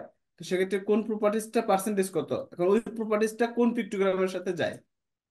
ওখানে কিন্তু অনেক সময় অনেক এমএসডিএস এ আপনার পিক্টোগ্রাম দেওয়া থাকে প্রপার্টিজের পাশে, আবার অনেক প্রপার্টিজের অনেকটাতে দেওয়া থাকে না। তখন আপনি যেটা দেওয়া থাকে না সেটা আপনার আপনার আইডিয়া অনুযায়ী আপনার প্রায়োরিটি দিতে হবে, যেটা হ্যাজার্ডাস বেশি সেই হ্যাজার্ডাস অনুযায়ী প্রায়োরিটি দিতে হবে। স্যার অনেক ক্ষেত্রে ফ্যাক্টরি লেভেল গুলাতে দেখা যায় যে প্লাস থেকে মাইনাসের দিকে যায়, যেমন প্লাস হচ্ছে ফ্লামেবল থেকে শুরু করে আপনার একদম শেষে দেখা গেল যে টক্সিক বা হচ্ছে ওয়াটার বেসিক, এইভাবে যে কম্পিলিটি চার্ট মেনটেন করে। না, আসলে আমাদের আমাদের বাংলাদেশ পার্সপেক্টিভে আসলে আমরা এই কম্পাটিবিলিটি চার্ট ফলো করে স্টোরিং করতে পারি না, কারণ এটা যদি করতে হয় অনেক বড় জায়গা লাগে। জাস্ট আপনাদের আইডিয়া দেওয়ার জন্য এই বিষয়গুলোকে ইনশিওর করা, আপনাদেরকে জানানো। কিন্তু এটা আপনি যেভাবে বলছেন এখানে মেনশন করতে হবে হলো আপনার ফ্লামেবল আর অক্সিডাইজার, এই দুইটাকে অবশ্যই সেপারেটলি অনেক দূরে রাখতে হবে, পাশাপাশি এটা কোনোভাবেই রাখা যাবে না। এইটা মাথায় রেখে বাকি কাজগুলো আপনারা কোনো কেমিক্যাল কোনটা থেকে একটু দূরত্বে রাখলেই এনাফ। স্যার সেক্ষেত্রে দূরত্ব হচ্ছে 3 ফিট বললেন স্যার? হ্যাঁ, ম্যাক্সিমাম 3 ফিট। জি স্যার, ঠিক আছে, বুঝতে পারছি। ওকে। হ্যান্ডলিং এর বিষয়টা জাস্ট প্র্যাকটিস আপনারা। তবে চেষ্টা করবেন কেমিক্যাল হ্যান্ডলিং এর ক্ষেত্রে, যখন কেমিক্যাল যে ড্রাম ডিস্ট্রিবিউশন করে যেখান থেকে, সেখানে যে ড্রাম আছে এই ড্রামটা অবশ্যই লাগানো রাখতে হবে সবসময়ের জন্য। পাশাপাশি যে মগটা ইউজ করা হচ্ছে এই মগও চেষ্টা করতে হবে ঢাকনা সহ মগ ইউজ করার ক্ষেত্রে। পাশাপাশি ইনশিওর করতে হবে যে যারা যেন যারা ইউজার আছে তারা প্রপারলি পিপি ইউজ করে দেন তারা কেমিক্যাল হ্যান্ডলিং করে। ঠিক আছে, এবার আসি ফার্স্ট এড মেজার্স। আমরা একটু ফার্স্ট এড মেজার্স এর এই বিষয়টাতে একটু জানবো, safety shower and eye wash station. এখানে safety shower and eye wash station একটা রিকোয়ারমেন্ট দেওয়া আছে। দেখেন, install safety station within 10 second. আপনি যেখানে দাঁড়াবেন সেখান থেকে আপনি যেন 10 সেকেন্ডের ভিতরে যেন ওই সেফটি শাওয়ারে যাইতে পারেন, লাইক 55 ফিট, এবং সেটা সামনে কোনো অবস্টাকেল থাকতে পারবে না। মানে আপনার যদি একটা ফ্যাক্টরি যদি 55 ফিটের ফ্লোর হয়, আপনি একটা safety shower and eye station দিয়ে আপনি ইনশিওর করতে পারবেন। যদি তার বেশি হয় তাহলে আপনার দুইটা দিতে হবে, দুই মাথায়। Sir, clear? জি স্যার, বুঝতে পারছি। মানে হচ্ছে স্যার এটার কি নির্দিষ্ট কোনো ডিস্টেন্স আছে, পঞ্চান্ন নাকি ফিট 10 সেকেন্ডের? 55 ফিট, 10 সেকেন্ডের ভিতরে 50 ফিট দূরত্বে? মানে 55, এটা তো অ্যাপ্রক্সিমেটলি ক্যালকুলেট করা হয়েছে 10 সেকেন্ডের ভিতরে সে 55 ফিট যাইতে পারবে, এরকম একটা ক্যালকুলেটিভ ডেটা দাঁড় করানো হয়েছে। তার মানে আপনার যদি 55 ফিটের কম এরিয়া হয়, মানে এই একটা যেখানে আপনি বসাবেন সেখান থেকে যে পরিমাণ যে জায়গাতে কেমিক্যাল ইউজ করতেছে, কেমিক্যাল হ্যান্ডেলিং করতেছে, ওই জায়গাটা যদি 55 ফিটের এরিয়ার ভিতরে হয় তাহলে আপনি ওই জায়গাতে আই স্টেশন বসাতে পারবেন। আদারওয়াইজ আপনার দুইটা লাগবে যদি 55 ফিটের বেশি হয়। স্যার, স্যার এখানে বুঝতে পারছেন? আরেকটা বলছেন স্যার, ওয়াটার টেম্পারেচার, এটা কি স্যার যদি একটু বলতেন? হ্যাঁ, আমরা আসতেছি। ওয়াটার টেম্পারেচার হলো 15.5 থেকে 37.7 ডিগ্রি সেলসিয়াসের ভিতরে থাকতে হবে, এর বেশিও হওয়া যাবে না, 15 কম হওয়া যাবে না, 37-এর বেশি হওয়া যাবে না। ওয়াটারের টেম্পারেচার আপনার এই আই ওয়াশ স্টেশনে বা সেফটি শাওয়ার যে ওয়াটারটা আসবে সেটা এর বেশি হওয়া যাবে না বা এর কম হওয়া যাবে না। পাশাপাশি এখানে আই ওয়াশ স্টেশনের প্রসিজারটা দিয়ে দিতে হবে, এবং সেটা প্রপারলি ট্রেনিং করাইতে হবে যারা ইউজার আছে। Sir, clear? জি স্যার, বুঝতে পারছি। এটা হলো জাস্ট পিক্টোরিয়াল এভিডেন্স। আমরা স্পিল কিটের ক্ষেত্রে আমরা এইভাবে ইয়ে দেখি, যে স্পিল কিট হয়, স্পিল হইলে আমাদের কি করণীয়। আমাদের সেই করণীয়গুলো জাস্ট এখানে আছে, একটা ভিডিও আছে, আমরা ভিডিওটা দেখাবো। দেন হলো কেমিক্যাল ইনভেন্টরি। আপনারা অনেকে কেমিক্যাল ইনভেন্টরি ফলো করেন, মেনটেন করেন। এটা আর রিস্ক, হ্যাজার্ড রিস্ক, এই জিনিসগুলো আমরা আরো বৃহৎ আকারে জানবো। আপনারা আছেন তো নাকি? সবাই তো আছেন আজকে, 5 জন জয়েন করছেন, 5 জনই আছেন এখন পর্যন্ত। আজকে খুব ভালো লাগছে যে আসলে 5 জনই শেষ পর্যন্ত আছেন। এনিওয়ে, হ্যাজার্ড কি আর রিস্ক কি, দুইটা সম্পর্কে যদি কেউ একজন একটু বলতেন।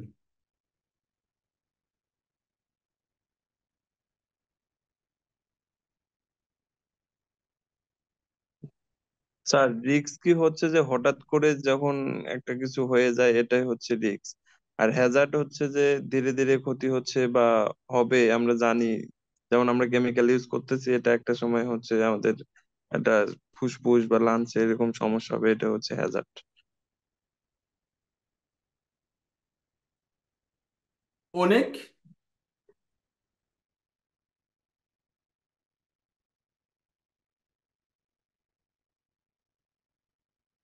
আচ্ছা, আমি বলি, হ্যাজার্ড হলো যেটা থেকে ক্ষতি হওয়ার সম্ভাবনা আছে, পটেনশিয়াল হার্ম আছে যেটা, সেটা হলো হ্যাজার্ড। আর রিস্ক হলো ক্ষতির পরিমাণ, সেটা হলো রিস্ক। লাইক আপনার একটা বাসা, যেমন এখানে যে এক্সাম্পলটা দেওয়া আছে, যে একটা টাইগার আছে, বাঘ আছে, এই বাঘটা কিন্তু একটা হ্যাজার্ড। বাগদাই কিন্তু হ্যাজার্ড আপনার জন্য, বাগদা হ্যাজার্ড। রিস্ক হবে কখন? বাগদা যদি বন্দি করে রাখেন সেটা লো রিস্ক, বাগদা যদি ওপেনলি ছেড়ে দেন তাহলে সেটা হাই রিস্ক। বুঝা গেছে? মানে হ্যাজার্ড ইনটু এক্সপোজিউর। এখন আপনি বন্দি করে আছেন, তার মানে এক্সপোজিউর কম হবে না? তার মানে হ্যাজার্ড ইনটু, মানে বাঘ ইনটু বন্দি করা রাখা, এটা রিস্ক, মানে এটা লো রিস্ক।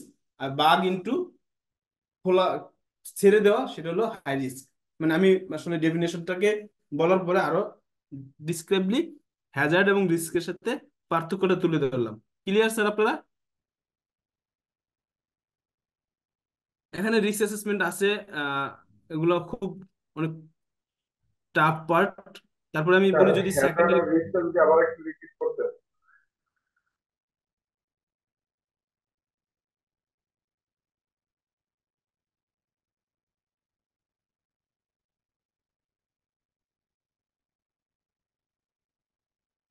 আচ্ছা, হ্যাজার্ডের ডেফিনেশন হলো যেটা থেকে পটেনশিয়াল হার্ম, মানে সম্ভাবনা, ঝুঁকির ক্ষতির সম্ভাবনা আছে, সেটা হলো হ্যাজার্ড। যেটা থেকে ক্ষতির সম্ভাবনা আছে সেটা হলো হ্যাজার্ড। আর ক্ষতির পরিমাণটা হলো ঝুঁকি। সেটা কম ঝুঁকি হইতে পারে, হ্যাজার্ড অনেক বড়, বাট ঝুঁকি কম হইতে পারে, ঝুঁকি বেশি হইতে পারে। ক্লিয়ার? Clear sir. ওকে, আমি যে এক্সাম্পলটা বলেছি আপনারা একটু ভালো করে শুনে নিবেন। আমরা যদি একটু এবার পিপি নিয়ে আসলে আলোচনা করতে চাই না, পিপি নিয়ে আপনাদের সাথে বলা হয়েছে সেকেন্ডারি কন্টেইনমেন্ট বা সেকেন্ডারি কন্টেইনার। সেকেন্ডারি কন্টেইনারের কথা আসলে আমরা একটু দ্বিধাদ্বন্দ্বে পড়ে যাই, আসলে কি বলবো কি না বলবো। আপনাদের জাস্ট একটা জিনিস মাথায় রাখবেন, সেকেন্ডারি কন্টেইনার হলো দ্বিতীয় একটা পাত্র, যেখানে যদি প্রথম পাত্র থেকে যদি স্পিল হয় বা লিকেজ হয়, সেক্ষেত্রে দ্বিতীয় পাত্রে যেন ওই কেমিক্যালটা থাকতে পারে। তার মানে আপনার এখানে আমি আমি এটা, এই ছবিটা এখানে অ্যাড করার কারণ হলো আমার একটা ইন্টারভিউতে কোশ্চেনটা করেছিল যে সেকেন্ডারি কন্টেন্টার বলতে কি বুঝি, বাইরের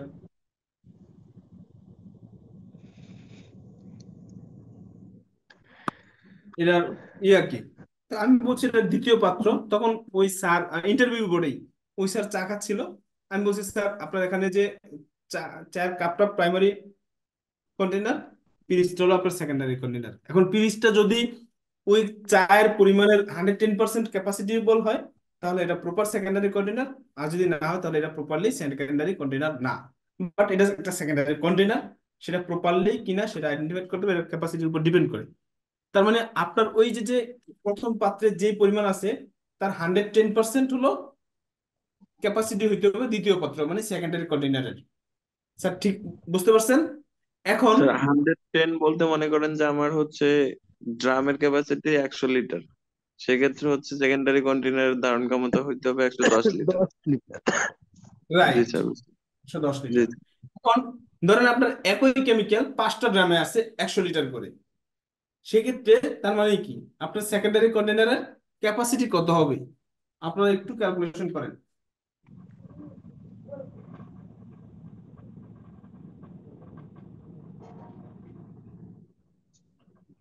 স্যার কোশ্চেনটা বুঝলাম না, আবার একটু বলবেন প্লিজ।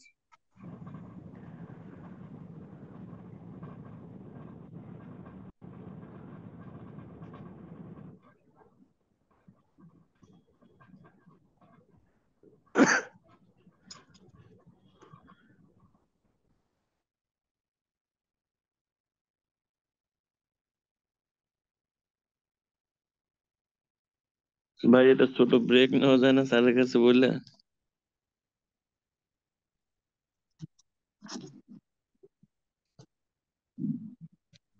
বলেন, ক্যালকুলেশন করতে সমস্যা নাই। পারছেন? ক্যালকুলেশন করতে পারছেন? স্যার স্যার আমরা কোশ্চেনটা প্রশ্নটা শুনতে আরেকবার পারি, একটু রিপিট বুঝতে পারি করেন। নাই স্যার, নেটওয়ার্কের প্রবলেমের আল্লাহ, জন্য। কোশ্চেনই কেউ বুঝলেন না, একজনও না? আপনার মানে নেটওয়ার্কের কারণে ভেঙে ভেঙে আসছে স্যার। আচ্ছা, আমি বলছিলাম। কোশ্চেনটা রিপিট করতে বলছিলাম স্যার আপনাকে দুবার। আচ্ছা, আমি আমি একটু রুমে থেকে বেরিয়ে গেছিলাম, আরেক রুমে গেছিলাম, যার কারণে আমি হয়তো আপনাদের রেসপন্স করতে পারিনি। এনিওয়ে, আমি যেটা বলছিলাম, আপনাদের একই কেমিক্যাল 100 লিটারের 5টা জার আছে, সেক্ষেত্রে সেকেন্ডারি কন্টেনারের ক্যাপাসিটি কত হবে? স্যার 550। সহজ অ্যান্সার, তাই না? জি স্যার, পাঁচটা 500 আর 5×10 = 50। কারোর কোনো দ্বিমত আছে? না স্যার, কোনো দ্বিমত নাই। আচ্ছা, কিন্তু স্যার এখানে একটা প্রশ্ন আছে যে আমার 5টা তো একসাথে লিকেজ হওয়ার কোনো চান্স নাই। যদি আপনি হয়। অ্যান্সার দেন, আপনি অ্যান্সার যদি দেন। হয়, আপনি যদি এই অ্যান্সারের উপর প্রশ্ন করেন, তাহলে আপনার অ্যান্সার তো নিজেই কনফিডেন্ট না অ্যান্সারে। না স্যার, কনফিডেন্স আছে কিন্তু এখন একটা মানুষকে ভুল ধরতে গেলে, অডিট যখন একটা অডিট করতেছে তখন হচ্ছে ভুল ধরার জন্য কত চেষ্টা করতেছে স্যার হিসাব ছাড়া। না, আপনি এখন আগের রিজার্ভ মতো, রেখে দিলেন, যদি হয় আগের বাই চান্স। আগের মতো অডিট ওরকম হয় না। এখন অডিট অনেক অনেক স্যার ফ্লেক্সিবল। আমাদের ডেকাথলন বাইরের অডিট মানে একদম জীবন বের করে ফেলতেছে, এমন একটা অবস্থা। ডেকাথলনের বায়ার আর সিএনডি এর বায়ার একটু কঠিন করে ফেলে, আদার্স নরমালি হয়। বিশেষ করে এনিওয়ে, যদি আমি এইচএসপি গ্রিডের উপর অডিট করে তাহলে তো কোথায় নেই। কিসের উপরে? স্যার ডেকাথলন বাইরের নিজস্ব একটা গাইডলাইন আছে sir, HRP grid, E point, C point, D point. আপনি যে কোশ্চেনটা অ্যান্সার দেওয়ার পরে যে কোশ্চেনটা করলেন, সেটা ভ্যালিড কোশ্চেন। অ্যাকচুয়ালি আপনার যদি একই রকম ক্যাপাসিটির হয়, মানে একই কেমিক্যাল যদি হয়, সেক্ষেত্রে আপনি চিন্তা করবেন সবচেয়ে ওই একই কেমিক্যালের জন্য যে সেকেন্ডারি কোয়ান্টিটিটা বানাবেন, একটা যদি বানান, সেক্ষেত্রে ওই কেমিক্যালের আহ সবচেয়ে বড় পাত্র কোনটা। যদি সবগুলো সমান হয়, তাহলে যে কোনো একটা আপনি 110% করবেন। আর যদি সবগুলো একই সাইজ না হয়, বিভিন্ন সাইজের হয়, একই কেমিক্যালের হয় না, অনেক সময় 30 লিটার 60 লিটার, অনেক সময় 120 লিটারের জারও আসে এক কেমিক্যালেরই। তো সেক্ষেত্রে আপনার সবচেয়ে বড় যেটা যেটা আমি যদি যে এক্সাম্পলটা দিচ্ছি, 120 লিটারের জারের 110% করবেন, যতগুলোই থাকুক, এটা মিনিমাম। তারপর আপনি যদি একটু বড় করেন, বেশি করেন, আপনার এরিয়া অনুযায়ী যদি বেশি করা লাগে, সেক্ষেত্রে আপনি করতে পারেন। Sir clear? মানে আপনার 110% করলে হবে। আমি যে একদম আমি যে কোশ্চেনটা করেছিলাম, তার মানে আপনার 110 লিটার ক্যাপাসিটির একটা সেকেন্ডারি কন্টেনার হইলেই আপনি ওই 500 লিটার কেমিক্যাল সেকেন্ডারি কন্টেনারে রাখতে পারবেন।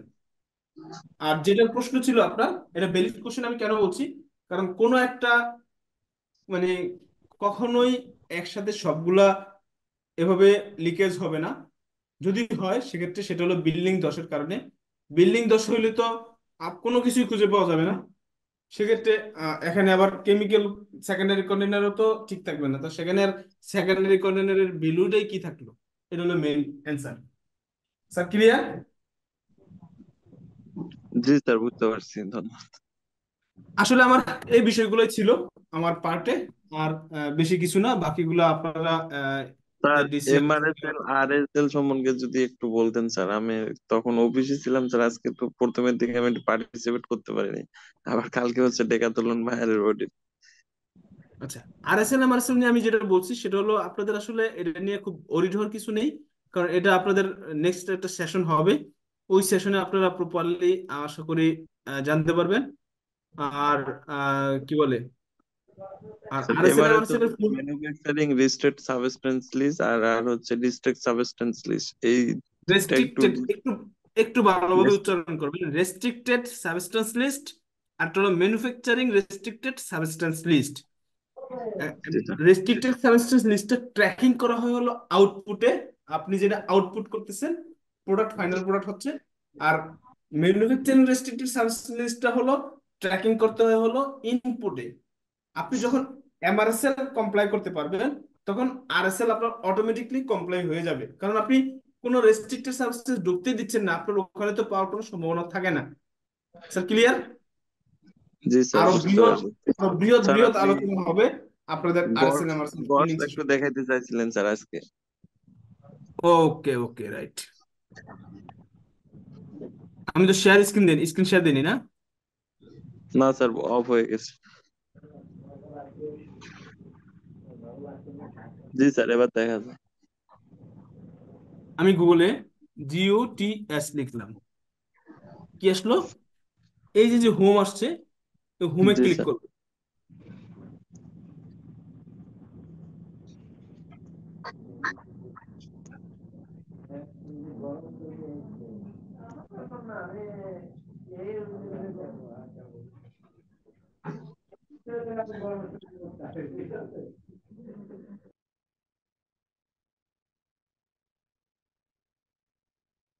Global standard organisation.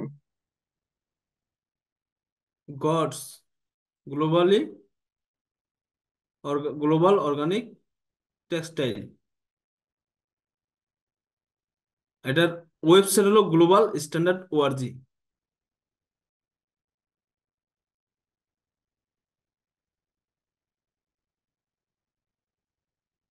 Sorry,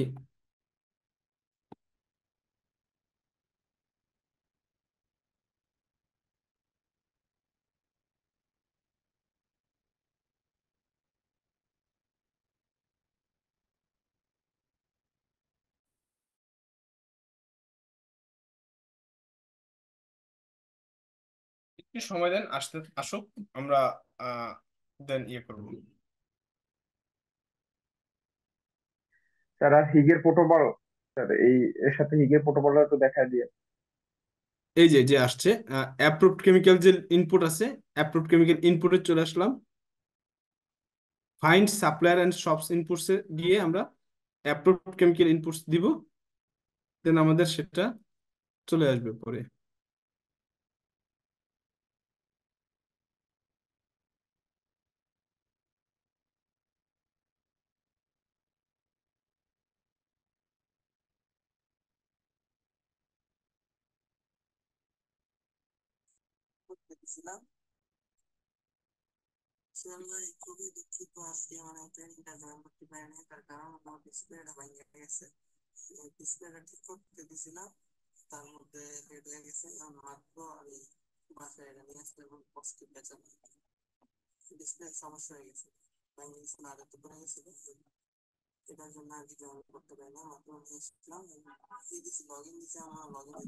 sir এটা তো হিগের পোর্টাল। হ্যাঁ হ্যাঁ,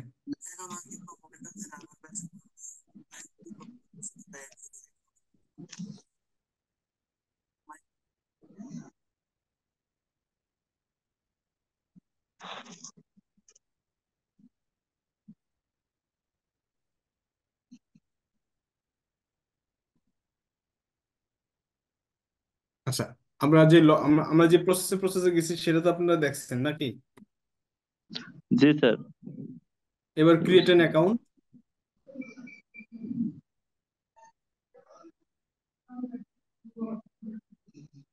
given name, sure name, email address, password দেওয়ার পর অ্যাকসেপ্ট করতে হবে। তারপরে আপনার হলো ক্রিয়েট ইউজার প্রোফাইল হয়ে যাবে। আপনার তখন আপনি যা হলো আপনি কোন ধরনের ফ্যাক্টরি, এই বিষয়গুলো যখন ইনশিওর করবেন, ফ্যাক্টরির নেম এবং ফ্যাক্টরি অ্যাপারেল কিনা মানে ফুটওয়্যার কিনা টেক্সটাইল কিনা, সেটা যখন ইনশিওর করবেন তখন আপনার ইয়ে হয়ে যাবে। এবং তারপরে আপনি সাবস্ক্রিপশন করতে হবে, আপনি কোন প্রসেসটা, কোন মডিউলটা আপনি পারচেস করবেন, শুধু এফইএম পারচেস করবেন না এফইএম এফএসএলএম একসাথে পারচেস করবেন, সেই অপশনগুলো আপনার পরবর্তীতে সাবস্ক্রিপশনে চলে আসবে। Sir clear? কিন্তু স্যার কোনটা প্রোডাক্ট পারচেস করলে কি সুবিধা বা কি কোম্পানির জন্য আমরা তো এটাই জানি না, না, তাহলে কিভাবে সুবিধা কি? আসলে সুবিধা অসুবিধা কিছুই নাই, সবগুলোই অসুবিধা। আপনি যদি আহ, এই হিক করেন তাহলে আপনার $600, শুধু $680, অনলাইন অ্যারাউন্ড সরি $699, মানে $700, প্লাস হলো ধরেন আরো $50 বা $60, মানে $750 ধরেন আপনার। শুধু এফইএম যদি করেন $750 শুধু সেলফ অ্যাসেসমেন্ট করতে দেওয়া লাগবে। তারপরে আপনার ভেরিফিকেশন করার সময় $300 ভেরিফিকেশনের মডিউল কিনতে হবে, $330। তারপরে হলো ভেরিফাই করানোর জন্য আবার আপনার মেবি $500-600 দিতে হবে। তার মানে আপনার প্রায় 2500, মানে $1500 খরচ আছে। এখন এটা কেন করি আমরা? বাইরের রিকোয়ারমেন্ট তাই করি। স্যার বুঝতে পারছেন? জি স্যার, বুঝতে পারছি। তার মানে সুবিধা কিন্তু কিছুই না, সব সুবিধা না, সব অসুবিধা। এর মাঝে আমাদের করতে হয় সেটা হলো আমাদের বাইরের জন্য। আচ্ছা, আমাদের ওই যেই অপশনে গেছিলাম যে আমাদের অ্যাপ্রুভড কেমিক্যাল ইনপুটে এনে ক্লিক করলে আমার এই ইন্টারফেসটা আসে। এখানে আপনি যদি একটা কেমিক্যালের নাম বলেন, আহ কি একটা কেমিক্যাল বলবো বলেন তো, যেটা আছে লিস্টে? স্যার হাইড্রোজেন আছে। না না, হাইড্রোজেন টেজেন এগুলা গড়ছে নাই।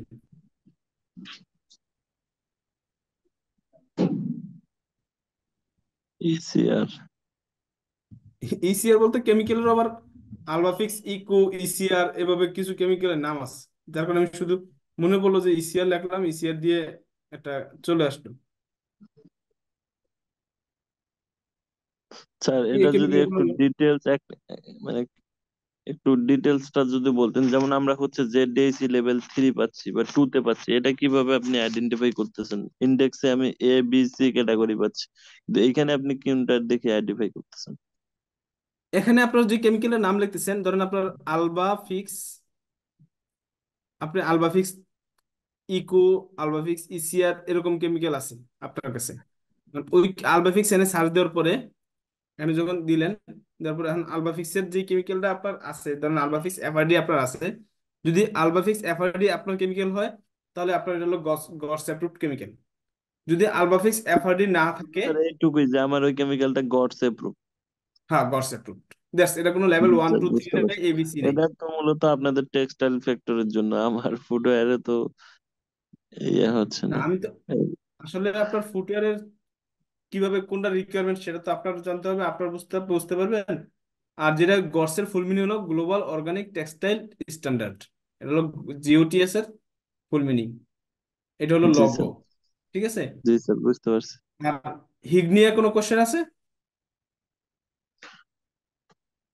স্যার হিগের যে আপনার ভেরিফাই করছেন, ওই ভেরিফাই যে কোনো একটা অ্যাসেসমেন্ট যদি আমাদের দিতেন, আমরা কোশ্চেন গুলো বুঝলে বা হচ্ছে পড়লে আমাদের হচ্ছে বেশি সুবিধা হতো, যদিও এটা পার্সোনালি আপনার কাছ থেকে চাওয়া স্যার।